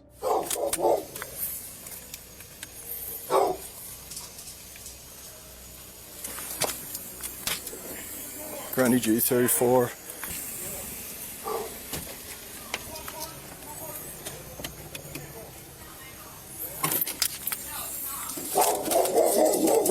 Come to the door now.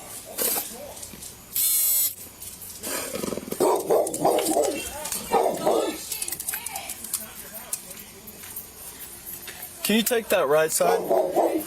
A woman finally came to the door, holding back a bunch of barking dogs. The cops immediately pulled her outside. I can't go outside. I don't care. Get out of the way. Can you not manhandle me? Why If your are dog you bites me, I grabbing shoot me? it. It's not my dog. Why are you touching me? Why are you grabbing me? What are you doing? Where's Dane right now? Why are you grabbing me and Where is Playing the stupid game. You're a passenger, right? You don't think we know who exactly you are? We looked at you the whole f***ing time. No, what I'm asking is why you're putting your hands on me. Because you can't follow simple instructions, and you're walking around the house. I don't know what the hell's going on. You guys just almost try to attempt to murder 2 cops. But you guys are driving like. You bring my dog inside. I don't care about the dog.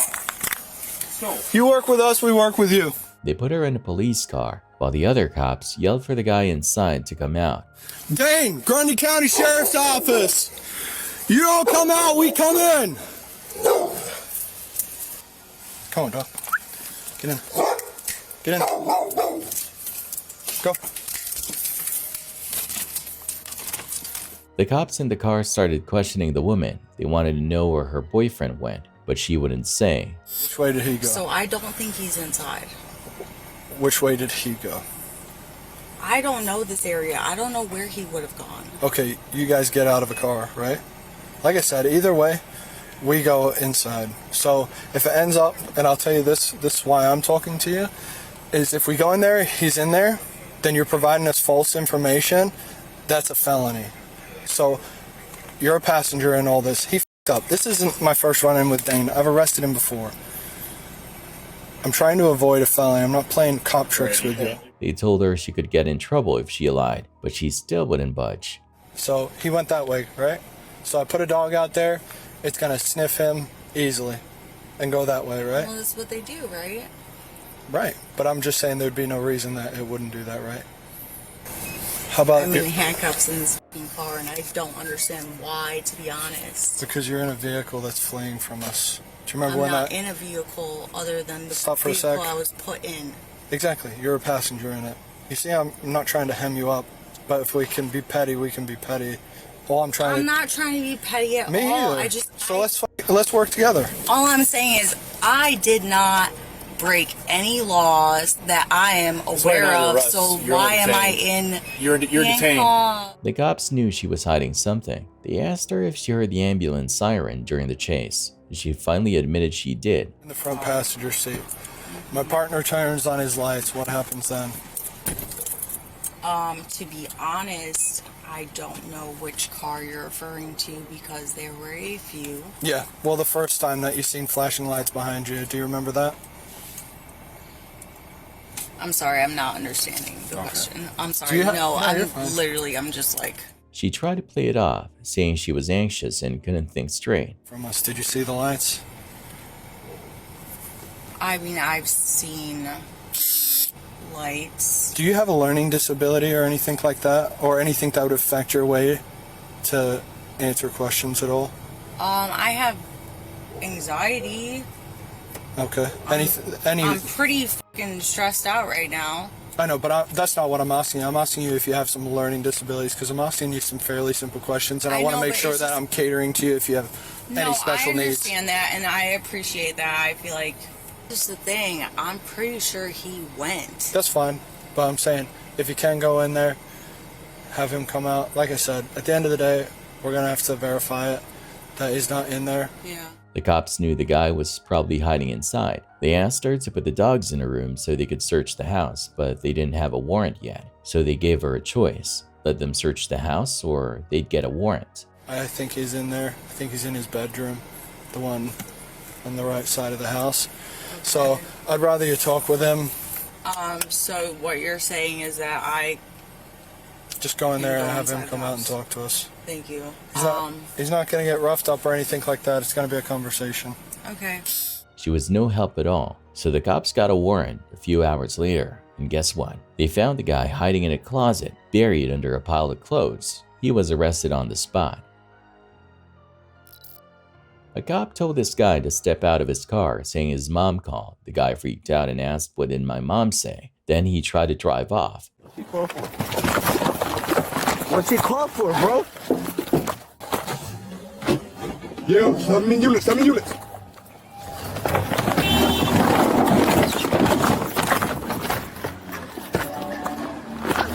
Oh, for what, bro? What happened? Bro, let me go! Charlie 3, I'm in the back of the building. I'm in the back of the building. Yo, let me go! The cop wasn't having it. He pulled the guy out of the car so hard he fell to the ground. What happened, bro? What happened? What happened? What happened? The cop called for backup and another cop showed up right away. The guy was still on the ground yelling, "What did my mom say?" What's he call for? Give me your hand. What's he call for? No. Give me your hand.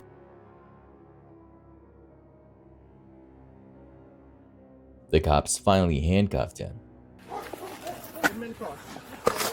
For what, bro? In this video, you see this guy methodically opening each storage cabinet door, checking inside. He's probably looking for something, maybe some tools or supplies. Then he opens one of the cabinets and suddenly, there's a foot sticking out. He jumps back, startled. You can hear him grasp, and then he lets out a panicked yell. He's practically leaping backwards, trying to get as far away from that cabinet as possible.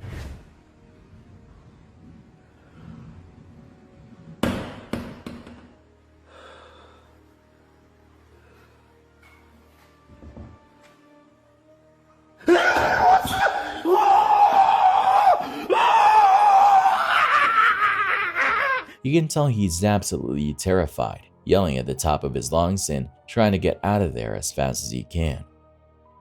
In early 2017, a Chinese family living in the US was rocked by a horrifying tragedy. Liang Zhao, the father, called the police to report his 5-year-old daughter, Ashley, missing. The family had moved to the US because of the mother Mingming Chen, who was a follower of Falun Gong, a spiritual practice that the Chinese government persecutes. But the truth was far more sinister. Jackson Township Police. Hi, yes, I need some help. Okay, where are you at? 4924 Portage Street. 4924 Portage? Yeah. Hey, what's going on? I can't find my daughter. Okay, how old is she? 5. She just turned 5. Sergio, stop it. Okay, and you're at Ames? Thanks, yeah. When's the last time you seen her? This afternoon, probably. Around what time? 3, maybe 4.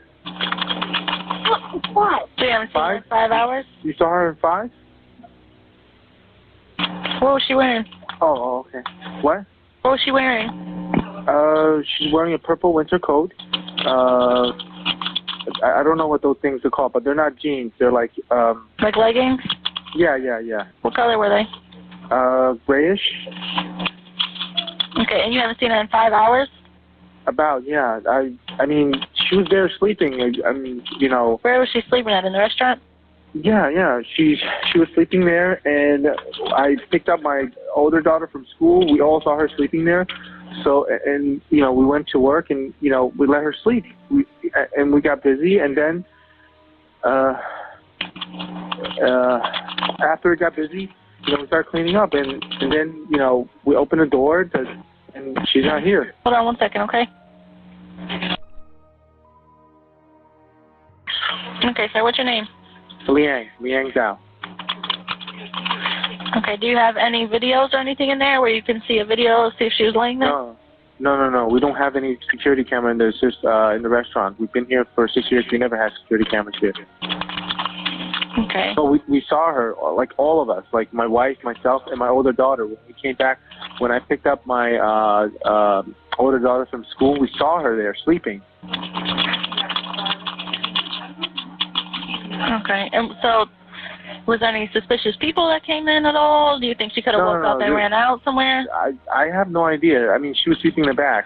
It's kind of hard to say when she was. None of your employees had seen her?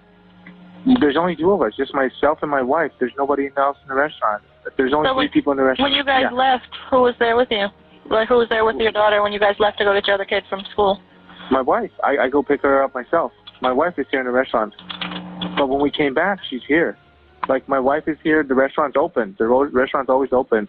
I usually open up. I drop my daughter off. I'm sorry. I drop my daughter off at school in the morning, and then we come here to open up. But right now, though, like, when you left, you said your wife and your daughter left to go pick up your daughter from school?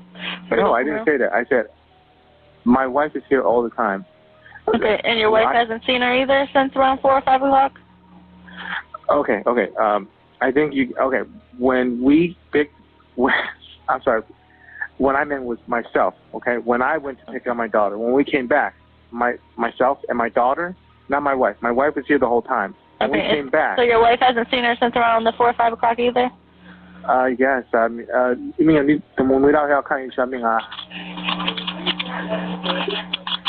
She says she's not sure before we got busy. Usually we get these around 4 or 5 o'clock. That's the best time we can, you know, like. That's right. What's your daughter's name? Ashley. Okay. All right, my officer's outside if you want to go and meet my officer at the door, okay? He's here right now? Yeah, he's already outside. In the front or the back? He should be in the front. Okay, all right. Okay, thank you. Bye.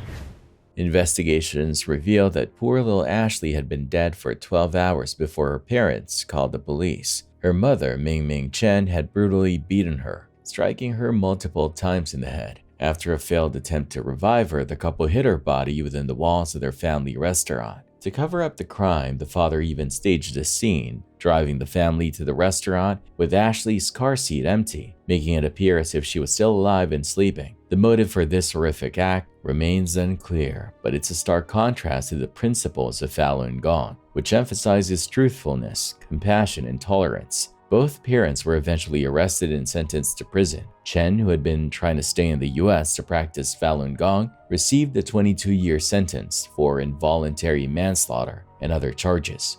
Zhao, though not directly responsible for the assault, was sentenced to 12 years for his role in concealing the crime and failing to protect his child. Imagine the thrill of running a half marathon at the magical Disneyland. For 35-year-old Caleb Graves, a dedicated Disney fan, it was a dream come true. I'm marginally worried. However, this year's race took a tragic turn. In a haunting video, Caleb expressed his concern about the scorching heat, a worry that would prove all too real. I was outside for like 20 minutes walking my dog, just walking around the block. It was hot, but I felt fine. And then like 10 minutes after I got back in, I just passed out. Just fell asleep, no control over my body. It was heat exhaustion. On race day, the temperature soared to a blistering 108 degrees. As Caleb crossed the finish line, he collapsed, his heart tragically given out. This Georgetown Law School graduate, a seasoned marathoner who had conquered both Disneyland and Disney World, succumbed to the unforgiving heat. His untimely death serves as a stark reminder of the dangers of extreme weather conditions. Ashley Sheff, the winner of the women's half marathon, and a cardiologist, emphasized the importance of taking precautions during extreme heat. Humidity was definitely one of the highest humidity races I've ever experienced, and it definitely made for a very challenging day out there. This specific issue probably could have been avoided.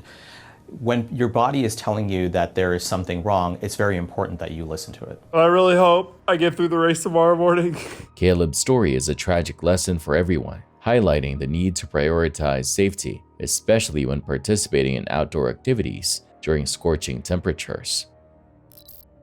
A seemingly harmless movie night at the AMC Theater in Buckhead turned into a terrifying ordeal when a dispute over a seat escalated into gunfire. The incident sent shockwaves through the theater, forcing moviegoers to flee for their safety. If you can imagine, any incident inside a movie theater obviously conjures up any kind of pandemonium. The patrons inside the theater obviously heard the gunshot, quickly exited. According to Atlanta police, the argument between two men over a seat assignment quickly spiraled out of control. We know that when the suspect got to the movie had already started, proceeded to the seat, and their seat was occupied. And some type of argument ensued over the seat. And again, instead of just going to get a movie attendant to help resolve it, the shooter decided to use a handgun. One of the individuals, enraged by the disagreement, resorted to violence, pulling out a handgun and firing shots. The victim, a 24-year-old man, was struck and rushed to the hospital. Authorities have released images of the suspected shooter and a woman believed to be a witness. The incident has left the community shaken, highlighting the senseless nature of weapon violence and the need for stricter weapon control measures. It's like this everywhere. People are just angry. Someone could have lost their life. That's crazy. It's Christmas. It's a little too much.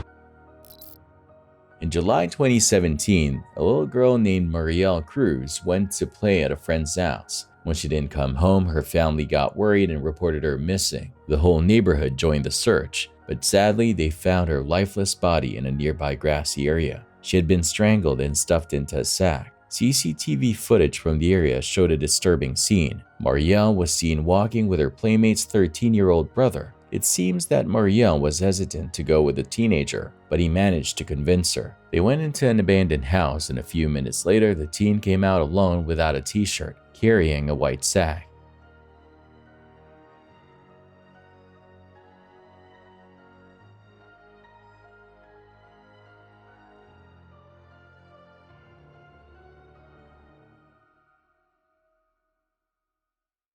He then went to the spot where Marielle's body was found and hid it. The teen later admitted to the crime, saying he was provoked by Marielle's teasing. However, the brutal nature of the killing shocked everyone. The teen was turned over to social services, but there's a chance he might be sent home to his parents. Marielle's family is understandably angry and wants justice for their little girl. Before his untimely passing, Liam Payne shared some heartwarming video posts from his vacation in Argentina with his wife. It's bittersweet to see them enjoying their time together, even having a leisurely 1 p.m. breakfast. Here's a little video of me. It's rude to put hats on the table. Sorry. Is it your hat? Yeah. Children. It's a lovely day here in Argentina. This is the breakfast table. I'm just eating an orange. Just enjoying coffee and breakfast, even though it's like 1 p.m. Literally, we sleep in every day until at least 12. We're such losers. No. No.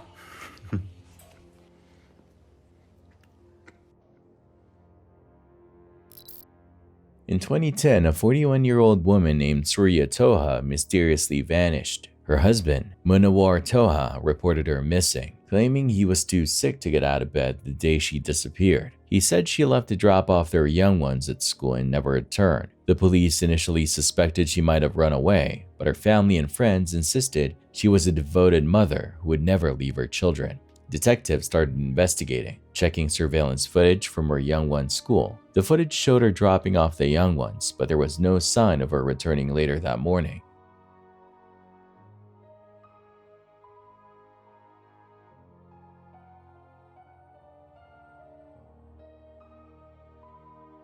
As the investigation continues, Munawar was said to have found a strange note among Surya's belongings, suggesting she had been indecently assaulted by one of Munawar's co-workers named Malcolm Clark. The police investigated the co-worker, but they couldn't find any evidence linking him to the crime. As the investigation deepened, the focus shifted to Munawar. The police traced Surya's car using CCTV footage and discovered that it had been driven into a nearby lake. A closer look at the footage revealed a man driving the car and disposing of it in the lake.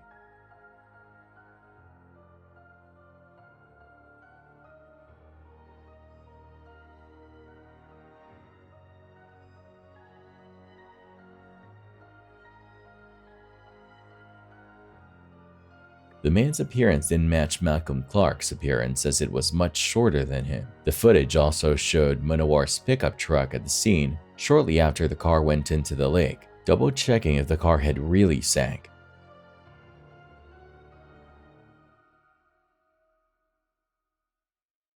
Later on, police divers recovered Surya's car from the lake, and her body was found inside. Further investigation led the police to believe that Munawar had staged Surya's disappearance. They found evidence of a struggle in their home and blood droplets in the kitchen. After a thorough investigation, the police arrested Munawar for the murder of his wife. He was later convicted and sentenced to life in prison.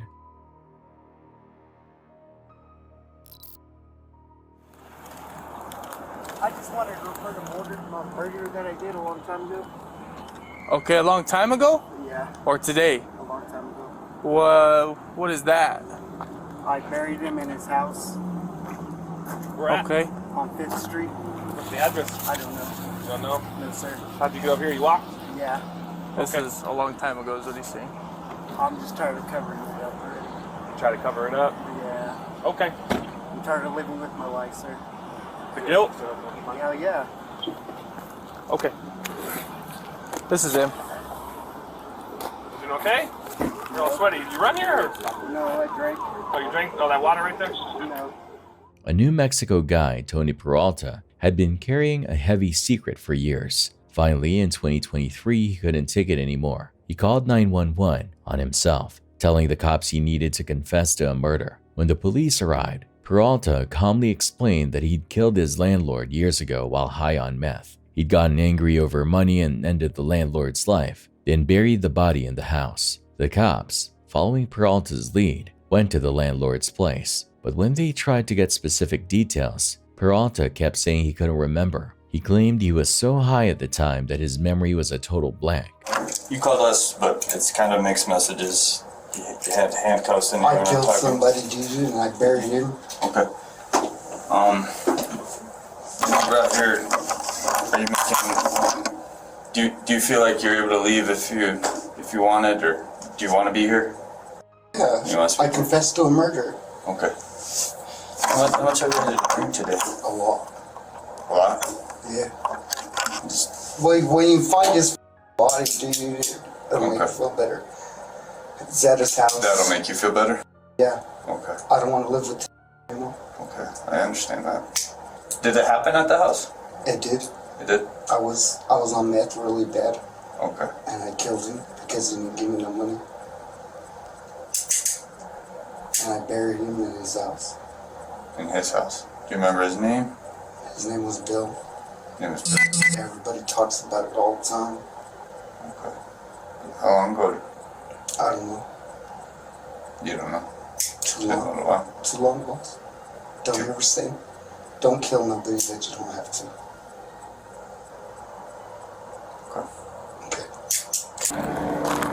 What's it saying? Saying pretty much all the way back is where you buried him. Inside the shed? Yeah, this has a little shed Inside thing. of it? That's what he's saying.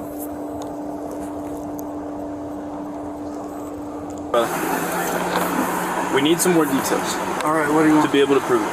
Okay. So let's start at the beginning. Okay. What year do you think this was? I don't remember. How old do you think you were? I don't remember. What does the victim look like? Or what I did don't the victim remember. look like? What do you mean you don't remember? I don't remember. I just know that I killed him. Why do you know that? Because I know that I killed him and I kept it a secret. Okay. Why did you keep it a secret? Because I didn't. How long have you been keeping it a secret for? A long time. Like how long? Like 7 years maybe. Yeah. You see how all your answers are I don't know? That's what we're having a hard time with. Well, I said I did it. Yeah. But we need a lot more detail than that. Where did you bury him? On the side house right there. Okay.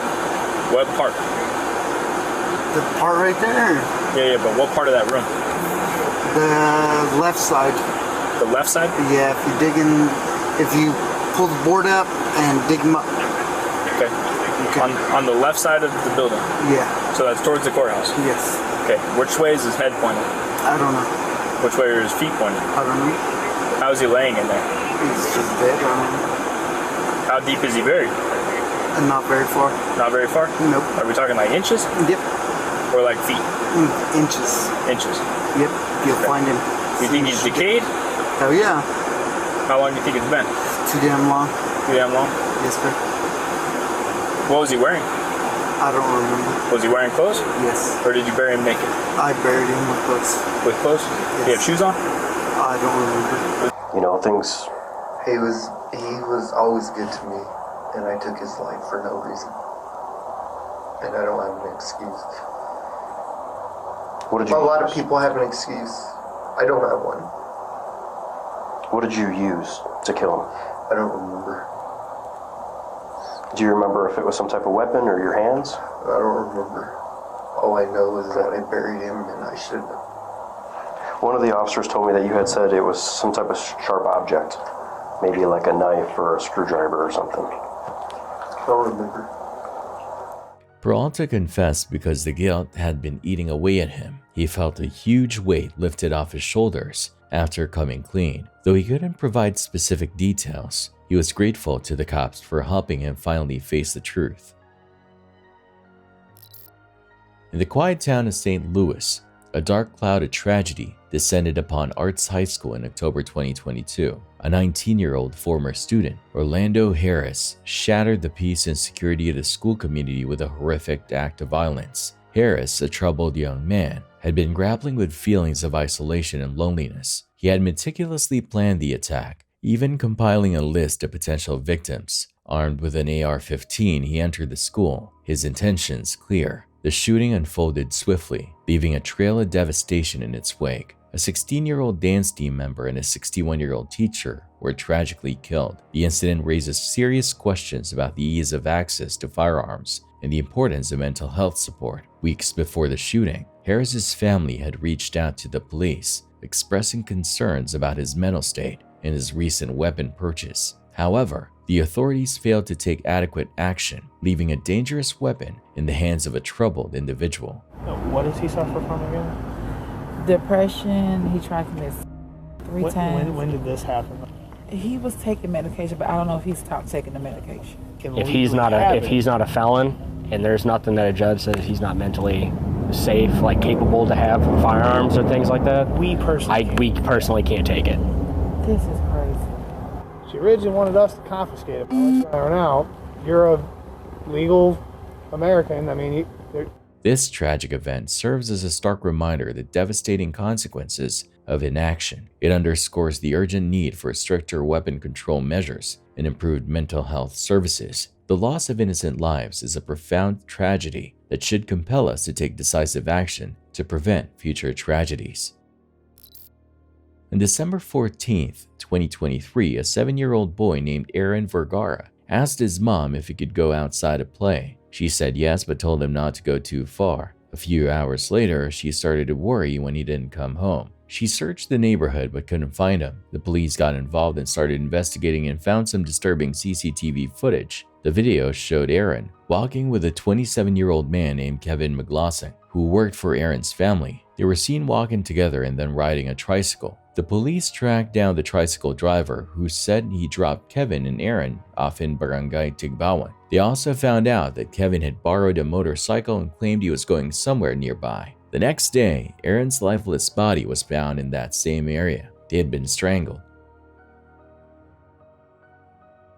When confronted, Kevin initially denied seeing Aaron that day. The family showed him the CCTV footage. Kevin was arrested and confessed to the crime. He claimed he killed Aaron in revenge for Aaron's mom mistreating his younger brother. He said he covered Aaron's mouth and kneeled on his stomach until he suffocated. The community was shocked and saddened by this tragic event. Kevin is now facing murder charges. This video clip, taken from a 7-Eleven on January 13, 2022, shows the suspect in the brutal murder of Brianna Kupfer. Just 30 minutes after the crime, he's seen casually paying for his stuff.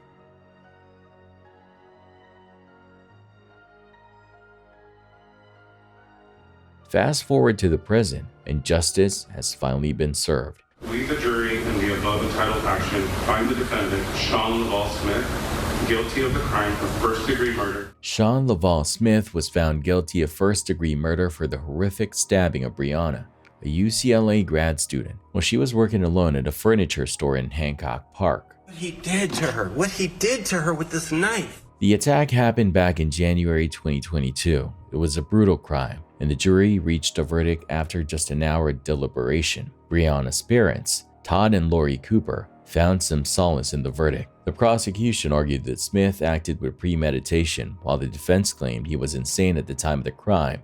This man hated women, and he was on a misogynistic rampage. But you cannot say that this was premeditated. I would say it's overwhelming sense of relief. It will protect the public, which is what I think it's meant to do. The jury rejected the insanity plea, finding Smith guilty and facing the possibility of life in prison without parole.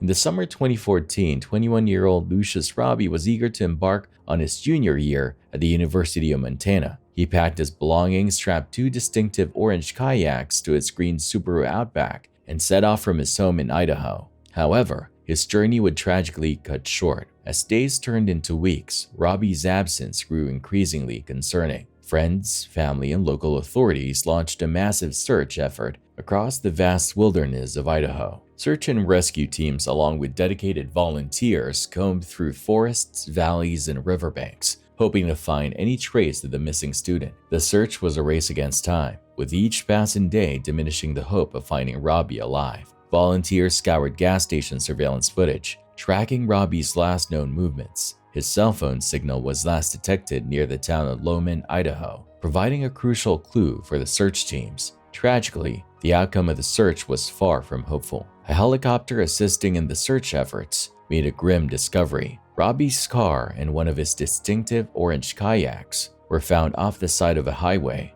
deep within a wooded area. The vehicle had veered off the road and collided with a tree, claiming Robbie's life. The accident likely occurred on the night of his disappearance, but heavy rainfall and wet conditions had erased any potential clues, such as tire tracks or other evidence. The sudden and tragic loss of Lucius Robbie sent shockwaves through his community. His family and friends mourned the loss of a bright young man with a promising future. Late one night in September 2022, a terrible car crash took the life of John Pappas, the father of popular YouTuber Steph Pappas. The crash was caused by a drunk driver named Jacob Lee MYUU, who was driving recklessly and crossed into oncoming traffic. 214-55. Are you okay? Were you in the car? I was in the car, okay, yes. Sit down right here for me, okay? Sit down. He's Sit in the down. driver's seat. The whole car is so smashed. How are you feeling? Are you okay? I'm okay, but... Did you hit your head? I don't know what happened. I mean, we saw this car coming at us. We just were at my daughter's house, and my husband all of a sudden just was like, oh my God, and this guy hit us. The airbag went off, yeah. And my husband's in the car. Okay, they're gonna help him, okay? Just hang tight, He okay? doesn't move. How many you got? He's dead. Oh my God. So he's bad. All right. Daughter's up there. Okay. And the mom was in the passenger seat. She's outside. Okay. I'll be going. All right. Getting out, so I came out. Okay. Yeah. And then there's another vehicle up there. Yeah, we have officers and medics over there. Okay. I'm okay. Okay. Okay. Wait, did you witness the accident? No. We came up on it. Oh my God.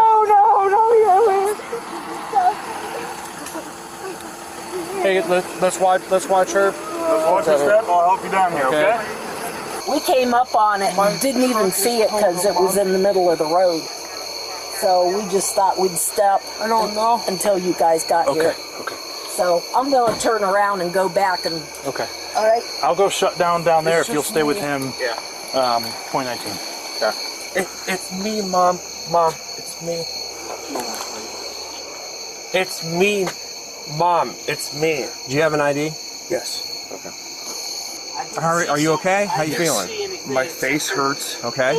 Got the cut and everything. Okay. Can you explain what happened? I cannot. Car hit me. Right at the light, and then my house is right there at Bernal Farms. Okay. All right. Have you had anything to drink tonight? No. Nothing at all? Okay. I'm smelling a little bit of alcohol on you. Alcoholic beverage. Be honest with me. Have you had just one? Have you had anything at all? No. Okay. I'm running through a couple tests, okay? Make sure that you're okay, all right?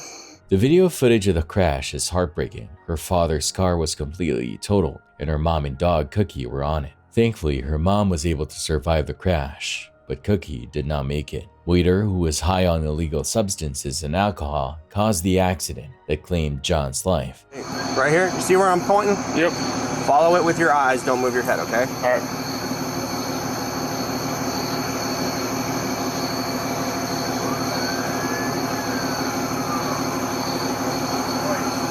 You're not even looking at it. All right. Try this again, okay? I need you to follow it with your eyes and don't move your head, okay? Absorb it. Can you do that for me? Yep. Okay.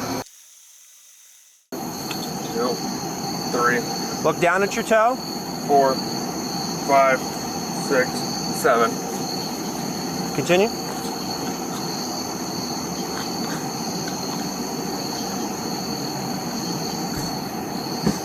One, 2, 3. 1, 2, 3. Okay. All right, I'm gonna have you turn around, put your hands behind your back. After the crash, MYUU was arrested and charged with several serious crimes, including aggravated vehicular homicide. Even though he pleaded not guilty, he eventually admitted his guilt and was sentenced to 10 years in prison. His driver's license was also permanently revoked. This tragic incident is a stark reminder of the dangers of drunk driving. It's a heartbreaking loss for Steph, her family, and her many fans.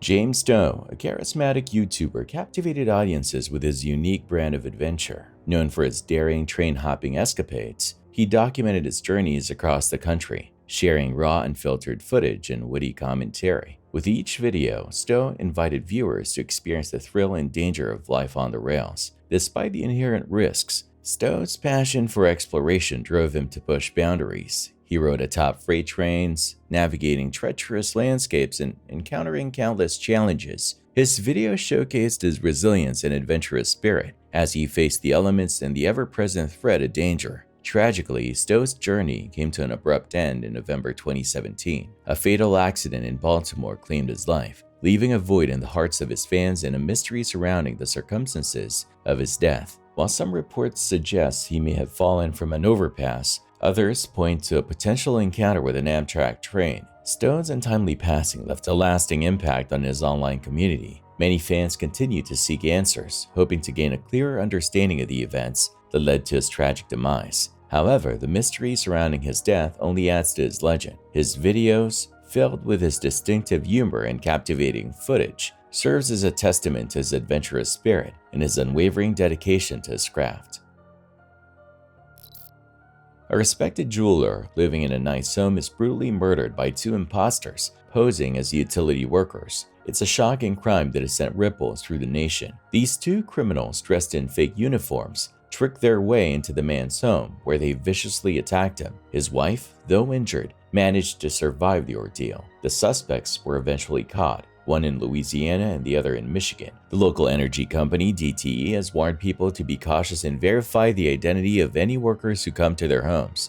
Check independently yourself with the company they're supposed to be representing and ask if they have a person at your door. Verify, verify, verify. We're checking for gas leaks. This tragic incident serves as a stark reminder that we should always be vigilant, even when it seems like someone is just trying to do their job. High on Life was more than just a YouTube channel. It was a lifestyle, a philosophy, and a community. A group of adventurous friends, including Riker Gamble, Alexei Lack, and Megan Scraper, embarked on a journey to explore the world and inspire others to do the same. Their channel, with over 600,000 subscribers, showcased their thrilling escapades, from diving in crystal clear waters to scaling towering cliffs. The High on Life crew embodied the spirit of adventure, capturing the hearts of viewers with their infectious energy and contagious enthusiasm. Their motto, "If you can, you should," encouraged people to break free from their comfort zones and embrace new experiences. Tragically, this vibrant community was shattered in 2018. A fatal accident in Shannon Falls in Canada claimed the lives of Riker, Alexei, and Megan. The news of their untimely demise sent shockwaves through the online community. Fans and fellow YouTubers mourned the loss of these beloved figures, expressed their grief, and offering condolences to their families and friends. The remaining members of the High on Life crew paid tribute to their fallen comrades, sharing heartfelt messages and dedicating future videos to their memory. Despite the tragic loss, the spirit of High on Life lives on. The channel continues to inspire viewers to pursue their passions and live life to the fullest. The legacy of Riker, Alexei, and Megan will forever be etched in the hearts of those who are touched by their adventures and their unwavering zest for life. Check out this body cam footage that captures the tragic events leading up to the death of Georgia officer Joe Burson. Last June, this guy got pulled over for a routine traffic stop. When the officer approached the car and asked him to step out for further questioning, the guy got a bit squirrely. He insisted on having a lawyer present, claiming he knew he was going to get arrested for smoking weed. The officers, trying to get to the bottom of things, asked him if there was any pot in the car and how much. But the guy started acting aggressive, and before the officers could react, he bolted back to his car. 23. Sorry? I know the drill. You said you smell pot, so we're going to search the car. So you're going to arrest me and detain me. Is there pot in there? How much? No. Just, no. Stop. Go back. I'm sorry. Sorry. I was going to the car. Stay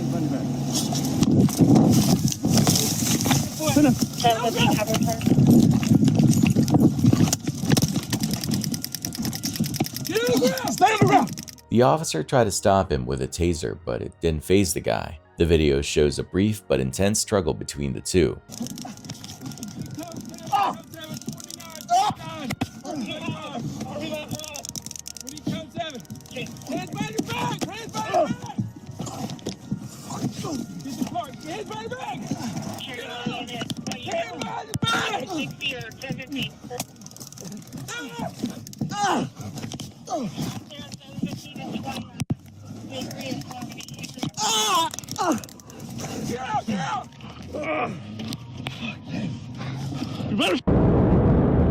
Suddenly, the car speeds off, with Officer Burson and the suspect inside, while another officer gives chase. The chase eventually ends and the suspect surrenders, lying face down on the ground.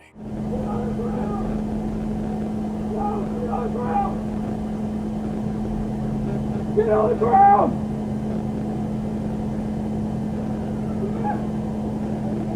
Two more units!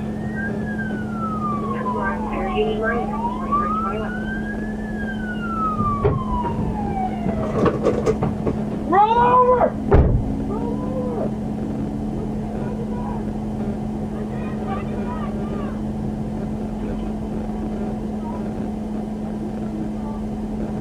Cuffed and arrested, he's taken into custody. The video cuts off as the officers are trying to help Officer Burson, but sadly, it's believed that he didn't make it. Greg Pledd, a name synonymous with fitness, discipline, and an indomitable spirit, left an indelible mark on the world of fitness and motivation. A former Army Ranger and a renowned fitness model, Pledd's life was a testament to his unwavering dedication to physical and mental excellence. With a physique sculpted by rigorous training and a mind fueled by unwavering determination, Pledd inspired millions through his dynamic workouts and motivational speeches. His YouTube channel was a platform where he shared his passion for fitness, offering guidance and encouragement to his followers. From intense workouts to insightful discussions on health and wellness, Pledd's content resonated with audiences around the globe. Tragically, Pledd's life was cut short in 2015 while filming a video in Burbank, California. He was struck and killed by a train. The exact circumstances surrounding the accident remain unclear, but it's believed that he may have been attempting a dangerous stunt or misjudged the timing of an oncoming train. All black, the train went by. I saw him stumble over the tracks. He had a camcorder in his hand, something like yours, and then that was it. The train stopped. And you didn't see? You just saw him walking across the track? Well, I saw him stumble over the tracks as the train was going by, and then it stops right there. Despite his untimely demise, Pledd's legacy continues to inspire. His videos serve as a reminder of his unwavering commitment to pushing boundaries and achieving greatness. His impact extends far beyond his physical presence, as his message of perseverance, discipline, and self-improvement continues to resonate with individuals seeking to transform their lives.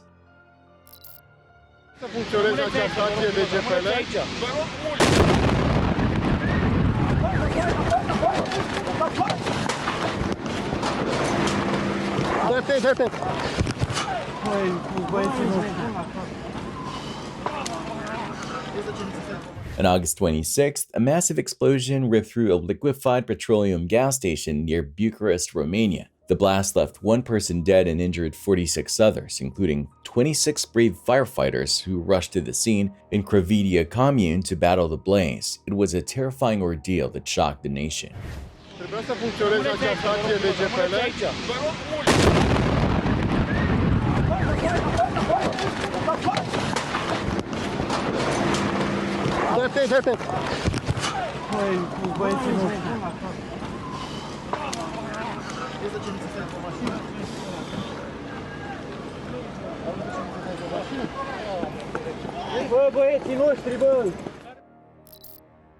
Schizophrenics. I'm not schizophrenic at all. So why were they giving you that? Going to King's Daughters when I should have went to the military hospital here in Cheyenne. Okay. What branch of the military were you in? Panther Division. Let's see here. I did a little bit towards in Iraq. Okay. Let's see here. Afghanistan. Yeah. What branch? Sniper. You were a sniper with what branch? No branch. No branch? No. On August 1st, 2024, around 4:25 p.m., Columbus cops got a call about a guy named Benjamin Wheeler freaking out and threatening his parents at their house on Cherryberry Drive. The officers showed up to try and calm things down, but Wheeler wasn't having it. He claimed to have weapons and locked himself inside. You lived here, sir? I lived here for 30 years. Nice. All right. All right. You on your medication right now? I don't take medication anymore. My doctor put me off that stuff a long time ago. Oh, did he really? Yeah. What were you on? It was a backstage. I went to King's daughter instead of going to my military daughter. Oh, okay. You know what Poxon is? No. Yeah. What branch of the military were you in? Panther Division. Let's see here. I did a little bit towards in Iraq. Okay. Let's see here. Afghanistan. Yeah. What branch? Sniper. You were a sniper with what branch? No branch. No branch? No. All right.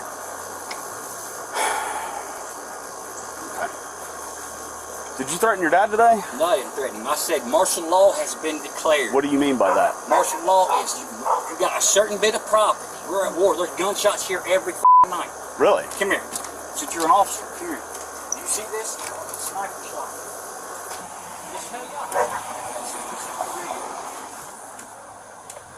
You talking about these three right here and then this one by the window? Yeah, there's sniper shots. When that happened? A couple nights ago. A couple nights ago? All right. Can I see a warrant? I don't have a own warrant. This house. I own the whole Mickey Mouse. The whole Mickey whole Mouse? Mickey Mouse. Okay. There's 250 houses here. We are surrounded. Yeah. Martial law has been declared. I have a 6262 radio. I am talking to the military coming here. I am telling you this now. I'm not following nobody. Martial law has been called. I am armed. I will defend myself. You say you're armed? I am armed. Where? In my room. You have a gun on you now? I may have. Do you have a weapon on you? I may have. I don't have to tell you, sir. Yes or no? Do you have a weapon on you, dude? Just tell us so we can all be safe. I want to be safe. We're here with your family. I got a family. All right. We all want to be safe. We are telling you to leave him alone. He is the marshal. I'm good. I'm good. The cops called in the SWAT team to handle the situation. They tried talking to Wheeler, but he was barricading himself in and making it tough for them to get inside. As the SWAT team was trying to figure out how to get in, Wheeler managed to stab 3 of the officers. Yeah, let's go! Go low, go low. Benjamin! Go low. He's got it. What was that? Fuck. What was that? All right. Okay. Back up, back up, back up, back up, back up. Hey. Oh, shit. Ben, drop the knife. Drop the knife, Ben. Ben! Ben! Ben! Get it! Come out, come out!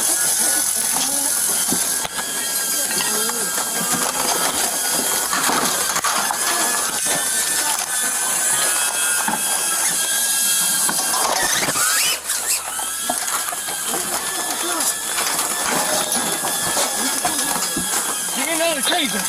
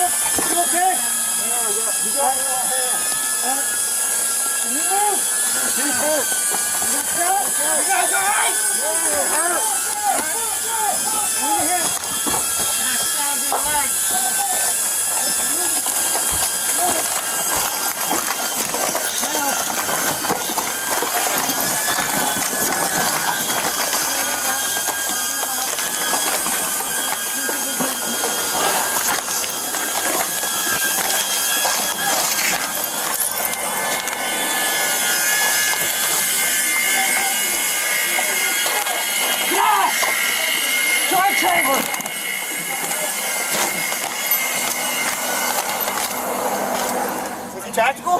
No, he's in the basement. Which leg? Is he stabbed? Left, yeah. Lower left leg, he's bleeding.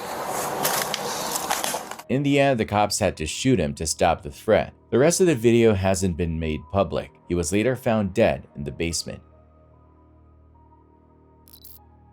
Thor Eof, a name synonymous with daring and eccentricity, captivated the internet with his unique brand of extreme content. Known to his millions of followers as Abator, he pushed the boundaries of human endurance, fearlessly embracing the cold, the wild, and the bizarre. Abator's videos were a blend of breathtaking stunts and quirky humor. He ice skated on thin, treacherous ice, dove into freezing lakes, and even drank vodka and engine oil, all while maintaining a stoic, almost comical demeanor. His unconventional lifestyle and daring exploits made him a hero, admired by many for his courage and originality. However, Abator's adventurous spirit ultimately led to his tragic demise. In November 2021, while filming a video on a frozen lake near Kongsberg, Norway, he fell through the ice. Despite attempts to rescue him, he succumbed to hypothermia. His untimely death shocked and saddened his fans worldwide, who mourned the loss of a beloved figure. Even in death, Abator's legacy lives on. His videos continue to attract new viewers, drawn to his unique blend of danger and humor. He will be remembered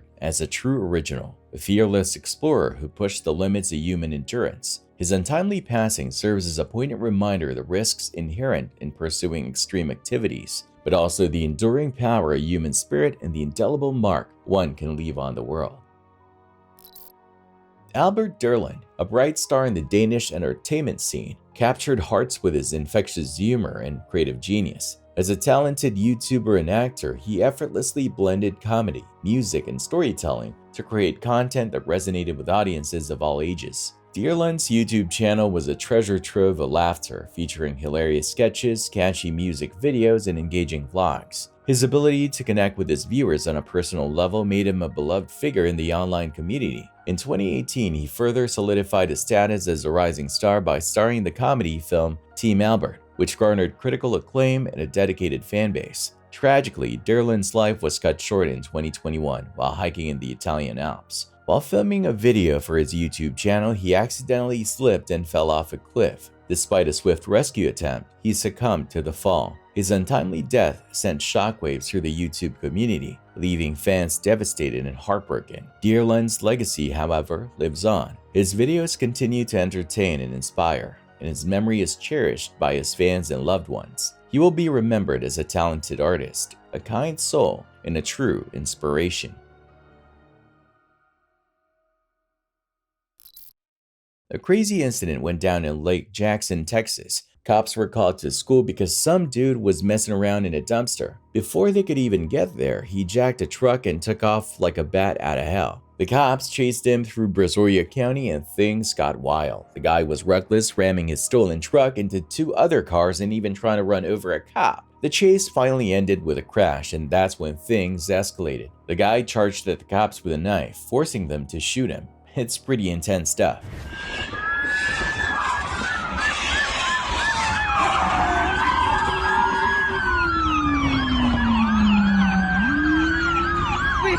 We got it!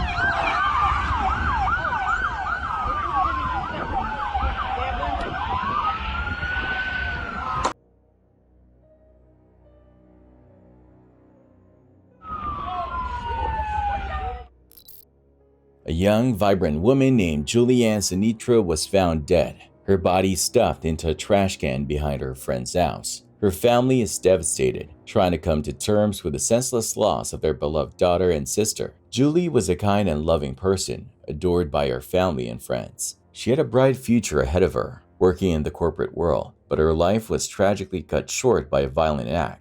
Her family became concerned when she didn't show up for a planned event. They searched for her, and their worst fears were confirmed when they learned of her tragic death. The suspect, David Aldrich, was arrested and charged with murder. The family is still grappling with the shock and grief, struggling to understand why such a terrible thing happened. Felt a void the last few days because we used to talk every day. Sometimes if it was only like for 2 minutes, but I'd say, I'm just happy to hear your voice. I mean, growing up, her favorite band was Flogging Molly, and we just saw them in concert 2 weeks ago, and I'm glad that she was able to see them. She would never miss, something like that unless there was something wrong. So we knew something was wrong, and we reported her missing that night. As they mourn their loss, they hope for justice for Julie and pray that no other family has to endure such a devastating tragedy. We wish you were coming home, and we know that's not going to happen now, but we just hope that whatever the justice system can do that can punish and prevent things like this from happening. Stand up. Put your hands behind your back. Someone got rubber gloves. She's covered in blood. I bet you got gloves.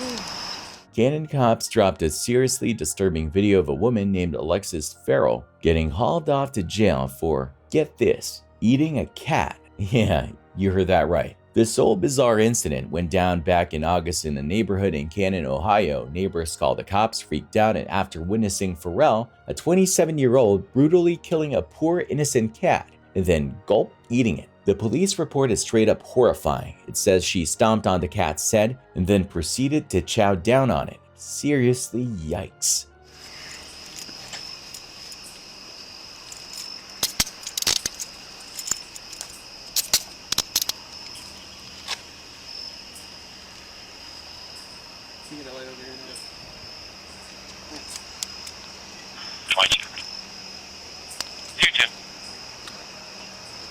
Let's go. Yeah, there's a lot of units close together around here. I haven't found anybody walking around. You can show me complete route to headquarters. Yeah.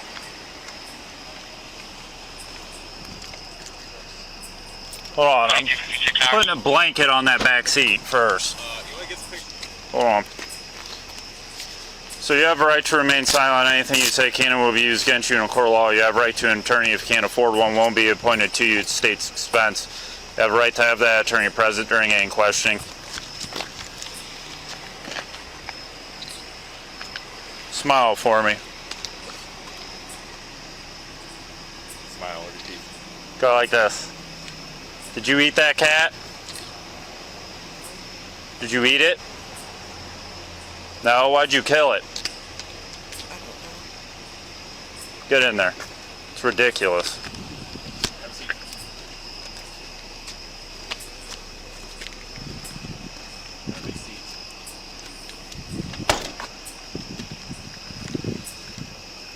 Here.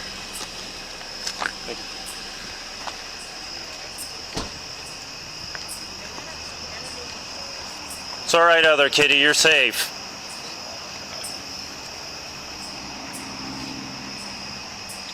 Did you guys see all this? No, we pulled up and she was just laying there with me. Did you see her eating it? Eating it. She was eating it? Yeah. She said, but it's blood on her shoes. She said she stumped it out. Yeah. 33 gun. Well, you don't kill a cat and go to the hospital. You go to jail. Southwest with Sam 410221. No, Sam she was saying that she 410221. killed 2 other kids. That's what she was saying. Yes. Copy out at 10th and Duber with Sam 410221. 2259 hours. You guys never seen her report or anything? No. 202. I've seen her over there, but I don't know like what exactly. Will you call the Humane Society to see if they'll come pick this cat up? It's deceased. Farrell was slapped with some serious charges, including animal cruelty. The Humane Society had to come and collect the remains. It's just a whole messed up situation. And that video? Well, it's not for the faint of heart.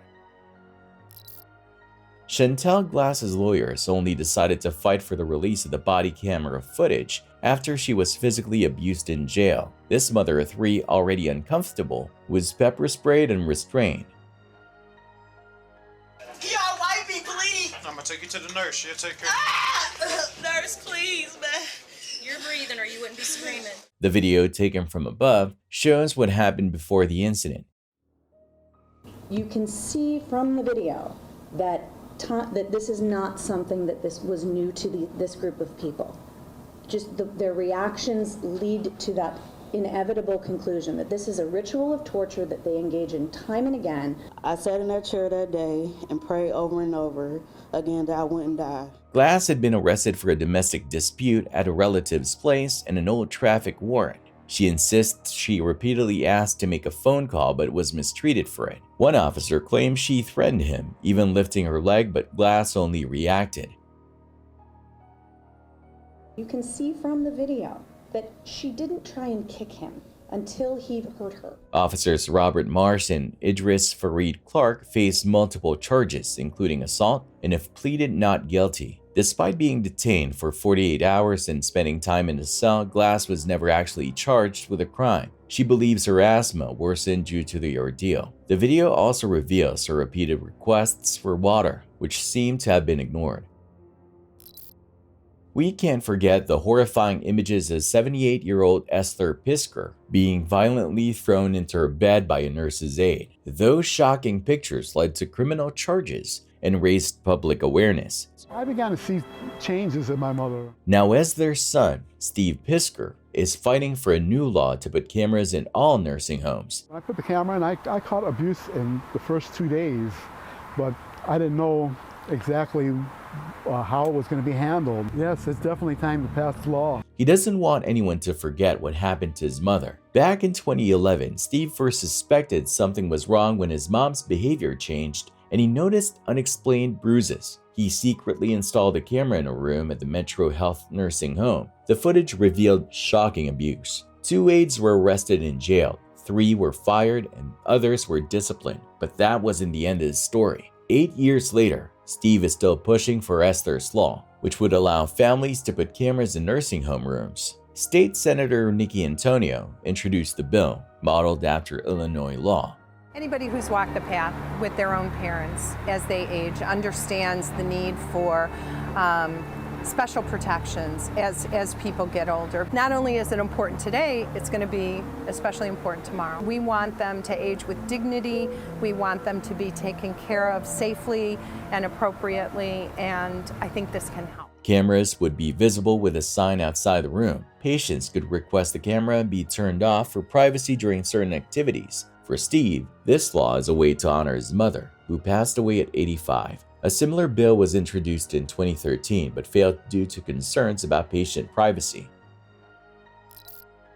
A heartbroken dad in Arizona is facing serious charges after his 2-year-old daughter died in a hot car. Christopher Schultz was arrested and charged with first-degree murder. The tragedy happened when Schultz left his daughter Parker in the car while he went inside. Police say he left the car running with the AC on, but later reports suggest the car might have been turned off. Either way, poor Parker was trapped in the scorching heat for 3 hours. The temperature inside the car reached a dangerous 108 degrees. Text messages between Schultz and his wife reveal a heartbreaking exchange. She warned him multiple times about leaving the young ones in the car, but he didn't listen. After the tragedy, he admitted to his wife, "I killed our baby." It's heartbreaking to think that a simple mistake could lead to such a devastating outcome, but prosecutors believe this wasn't a one-time accident. Schultz's older children told police that their dad often left them in the car, sometimes as many as 59 times. Body cam footage shows Schultz's emotional arrest. He's clearly distraught and can't believe what's happening. This doesn't change what's going on, okay? What happens at this point, it's simple, okay? What happens at this point is you are going to be taken into custody, all right? And you will be booked. And then after you are booked, you have an initial appearance with the judge within the first 24 hours, okay? After the first 24 hours, right, the judge will determine bond and things like that as far as what happens next. At that point, the case goes to the courts. It'll be between you, it'll be between your attorneys, and it'll be between the county prosecutor. So, again, I can't change the consequences of what happened, all right? But what I'm going to ask of you... Okay. Could I just have you stand up for me, please? Come on, Chris. Let's go out here. Can you grab him some shoes, please? No, come on, Christopher. It's okay. It's okay. Yes. Yeah. His family members are also upset and don't understand why he's being charged with such a serious crime. Yes. Yeah. Can you say bye to our kids? Okay. So listen to what I'm saying. I'm not resisting. I know. Please. Just relax. I Just need you to relax, listen. Christopher. I need you to listen. Just okay? relax. So you will Just get relax. your shoes. Just relax. And these are the options, okay? The reason that I'm here and meeting with you in person, the reason I'm here meeting with you in person is because I don't want this to be anything more than what it needs to be at its base level. Okay? I don't want the kids to be traumatized. I don't want the kids. After the funeral? I don't want the kids to see Dad get hauled off. Seriously, am I gonna be there for my baby's funeral? That's going to be between you and the court. Can I give him a kiss? Yeah, that's Yeah. fine. I love you. I love you. There you go. Chris, I'm gonna be here and I'll take care of everything. I love you. I love you. The funeral is Friday. No heart. No heart at all. Do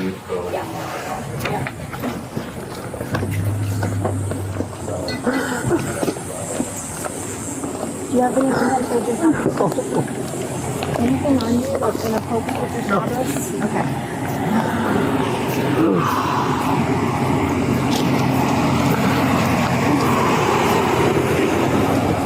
What's your name? Christopher, are you willing to talk some more with us? No. I know there's a lot going on, and I know you're angry, and it's okay to be angry, okay? As an arresting officer, I can't change the law. I know. But seriously? His daughter, he's suffering. I know. The funeral. He knows. I know. I know he's feeling the guilt. I know he's feeling anguish. I can't change the law, okay?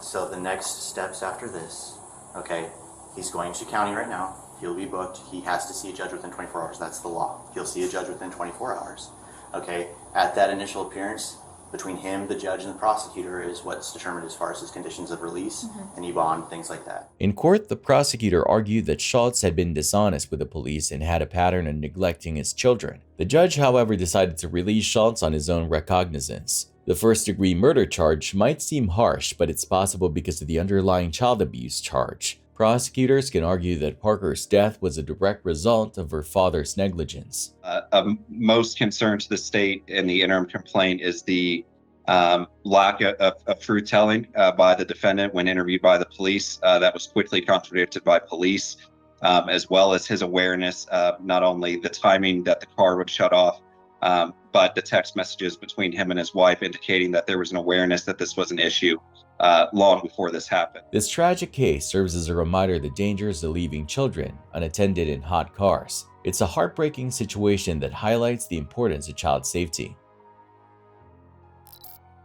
In a quiet night in May 2019, 18-year-old Riley Crossman vanished from her home. Her mom's boyfriend, Andy McCauley, seemed really nervous when the police talked to him. He claimed he left for work early and didn't see Riley. Riley's friends told the police that she was scared of Andy. That didn't quite add up, though, because she left her phone and purse behind. Oh, sorry, buddy. They're going to bring the dog up to sniff around and see if they can get a trail for him, but I wouldn't mind talking to you for a minute if you got a minute. Yep. When's the last time you saw her? About 9, maybe 10-ish. At night? Yeah. And what context was that? She was here in the house with me. Well, grandma was here till like 7. Okay. I think it was 7:30. She left. Okay. The kids were here out with me. Right. She was at work till 10, I think it was. She got home. Okay. 9:30, 10 o'clock. She got home. Okay. And what time did she go to bed? Me? No, the girl. She went to bed probably. Well, I don't know what time she went to bed, but she was. All the kids were in the room by like 9:30. Okay. No, the kids actually were here. Me, Ryder's here. Record was here. I was there. Okay. And she was upstairs. She went upstairs. That's the last you saw her. Did you see her leave in the morning? No, I left at 4. I got up 4 o'clock in the morning. Left at 5. Okay. Go to work. Where are you working at now? Howard and Martinburg doing construction. Okay. Was that the mom around arguing here last night? No. Or I mean the night before? Anything? Any reason she would leave? No. Okay. Because the rumor going around, people telling us that she was afraid to come home. I don't know if that's. I mean, you know how people go sometimes. But no, nothing like that. Okay. So she wouldn't have to be her. I mean, they're thing like that. It's never like that. He says nothing. Nothing. Yeah. Her mom wasn't even home. Right. She's at work. No, you. They said that she got an argument No. with you and didn't want to come home. No. So I don't know. She was her grandma. You can ask her grandma. She was here doing dishes and everything. Her grandma was here till 7:30. Okay. Debbie. Right. Yeah. The cops were puzzled. They decided to take a closer look at Andy. A lie detector test was inconclusive, but the examiner later learned that Andy was an illegal substance addict and was probably high during the test. When the police questioned Andy again, his story kept changing. First, he said he'd slept all night, but then he admitted to sneaking out at 2 a.m. to buy illegal substances. In the morning, I don't know what to say. I don't drive. She won't let me drive. I don't drive nothing. I don't want to drive her car at all. She mad at you? She's not mad at me. She's mad at me for getting high. She's like, we wouldn't have been down at 2:30 in the morning, and we wouldn't have to be going through these steps. And now we can go back and help me search for her right now. And I'm stuck in here for fucking 2 hours. Then she'll be out there looking for her. You know what I mean? When did you get to work that morning? 4 o'clock. 4 o'clock? So you made it back to the house by 4? Yeah, literally. I was right there and back. His phone records showed he was frantically texting a friend, asking for a place to stay. The next day, Andy's behavior got even weirder. He borrowed a work truck and disappeared for hours. Neighbors spotted the truck near Andy's house. The police knew something fishy was going on. Be surprised if you told me something completely different. Maybe. Okay. What do you say different? Okay. This is one of these times you need to really sit down and think about what you're going to say. Okay. Because what he told me is complete opposite of what you just said. Okay. Well, it is. Okay. So do you want to rethink what you just told me? One thing I'm going to not do to you is lie to you. I promise you that. I will never lie to you. I'm not going to make up shit. Okay? Don't do that to me. I'm not trying to. Okay. You're not trying to. Let's try this again. Let's go back. I know it's been a couple days. I know a lot has happened. Okay, I get that. I understand that. Let's go back to Wednesday morning. Let's go through this again and tell me what happened. You're down there for about an hour and a half for him to come. And you get your stuff, you use your stuff, and then you go back. Good job, yeah. Okay. And then what happens? We work the rest of the day. Okay. And then what happens? We went home. Okay. And then what happens? We got home and Chantel says Raleigh's missing. Okay. And what if I told you that I know you weren't at that Sunoco and you didn't buy drugs off anybody that day?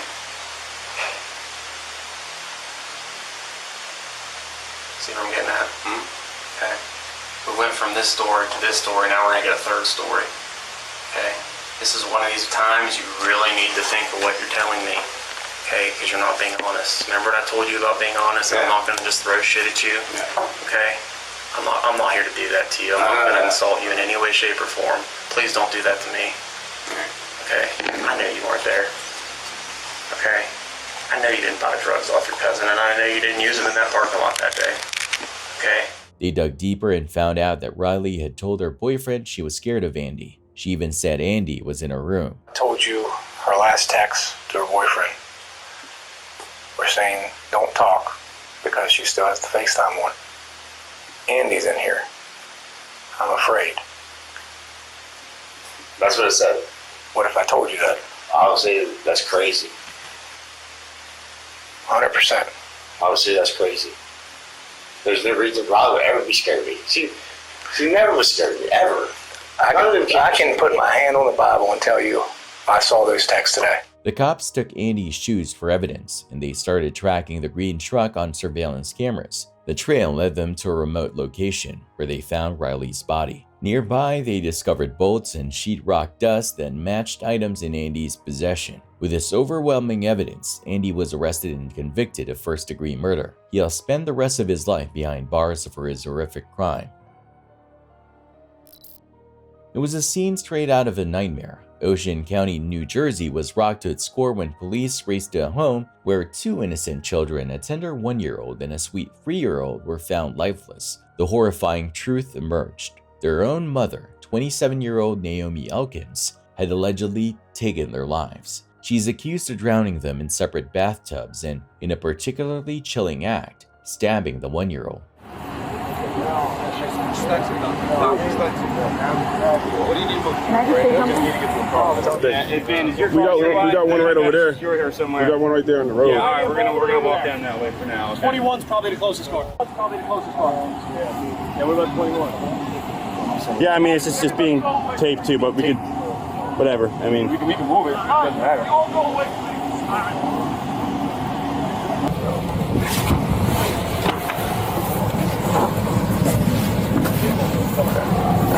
I'm just gonna seatbelt you in front. I was trying to see, they said there was another door. Probably right there. That'll go upstairs. The locked downstairs, right? To go, That's what they said that locked door was. I think that make sure it's secure in there. Yeah, that's why I just want to make sure. Yeah. Yep, so that's secure. Yeah, it's locked on the other side. Okay. But this is what we came in. When I first walked in, this was, I mean, it still is. There's a puddle with a bucket here. I didn't see any blood when I came in, but I don't know if that's what. But she was clean. Well, this is freshly mopped. So when I walked in, this is where Mom was in here. Mom was sitting right in this chair already, but I don't know where she was when they found him. I think they said she was sitting right over here. The news sent shockwaves through the community. People were left stunned and heartbroken, struggling to comprehend the depths of such cruelty. As detectives delve into the case, piecing together the tragic puzzle, Naomi was taken into custody. She faces multiple murder charges and is currently locked up, awaiting her day in court. Back here with me, I'm going to put you in a cell, okay? You have to take your glasses off.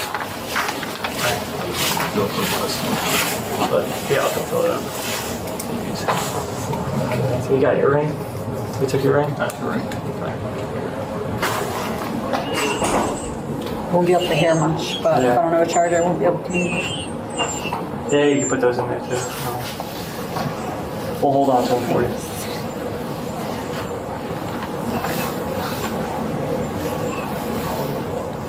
Is there a way to turn those off, Naomi? Yeah, I'm sorry.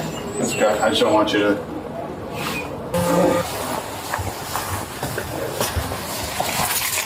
Is this like a... Wow.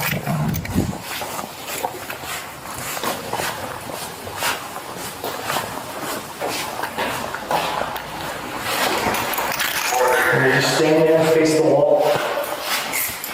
Face the wall, turn around.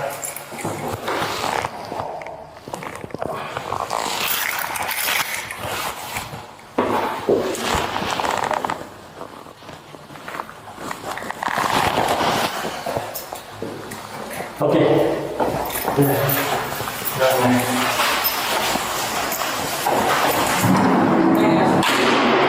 Sorry.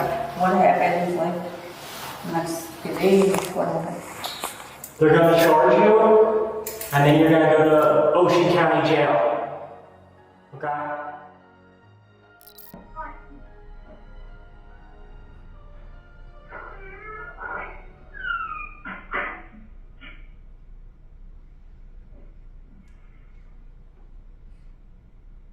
Chilling surveillance footage has emerged from the trial of 15-year-old Carly Gregg, who is accused of murdering her own mother. The video captures the horrifying moment when Gregg shot her mom multiple times in the face inside their Mississippi home.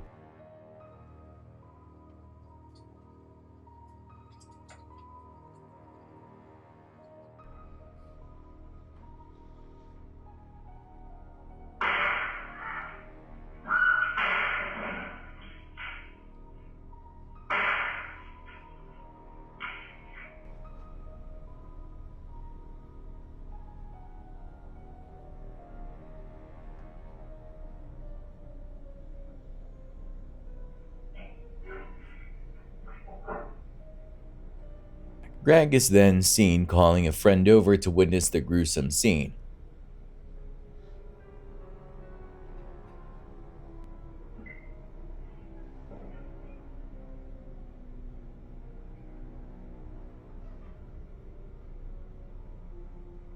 The disturbing footage played in court by investigators reveals the aftermath of the attack. If convicted, Gregg could face life in prison. This shocking case has sent shockwaves through the community and raised serious questions about the factors that could lead a teenager to commit such a heinous crime.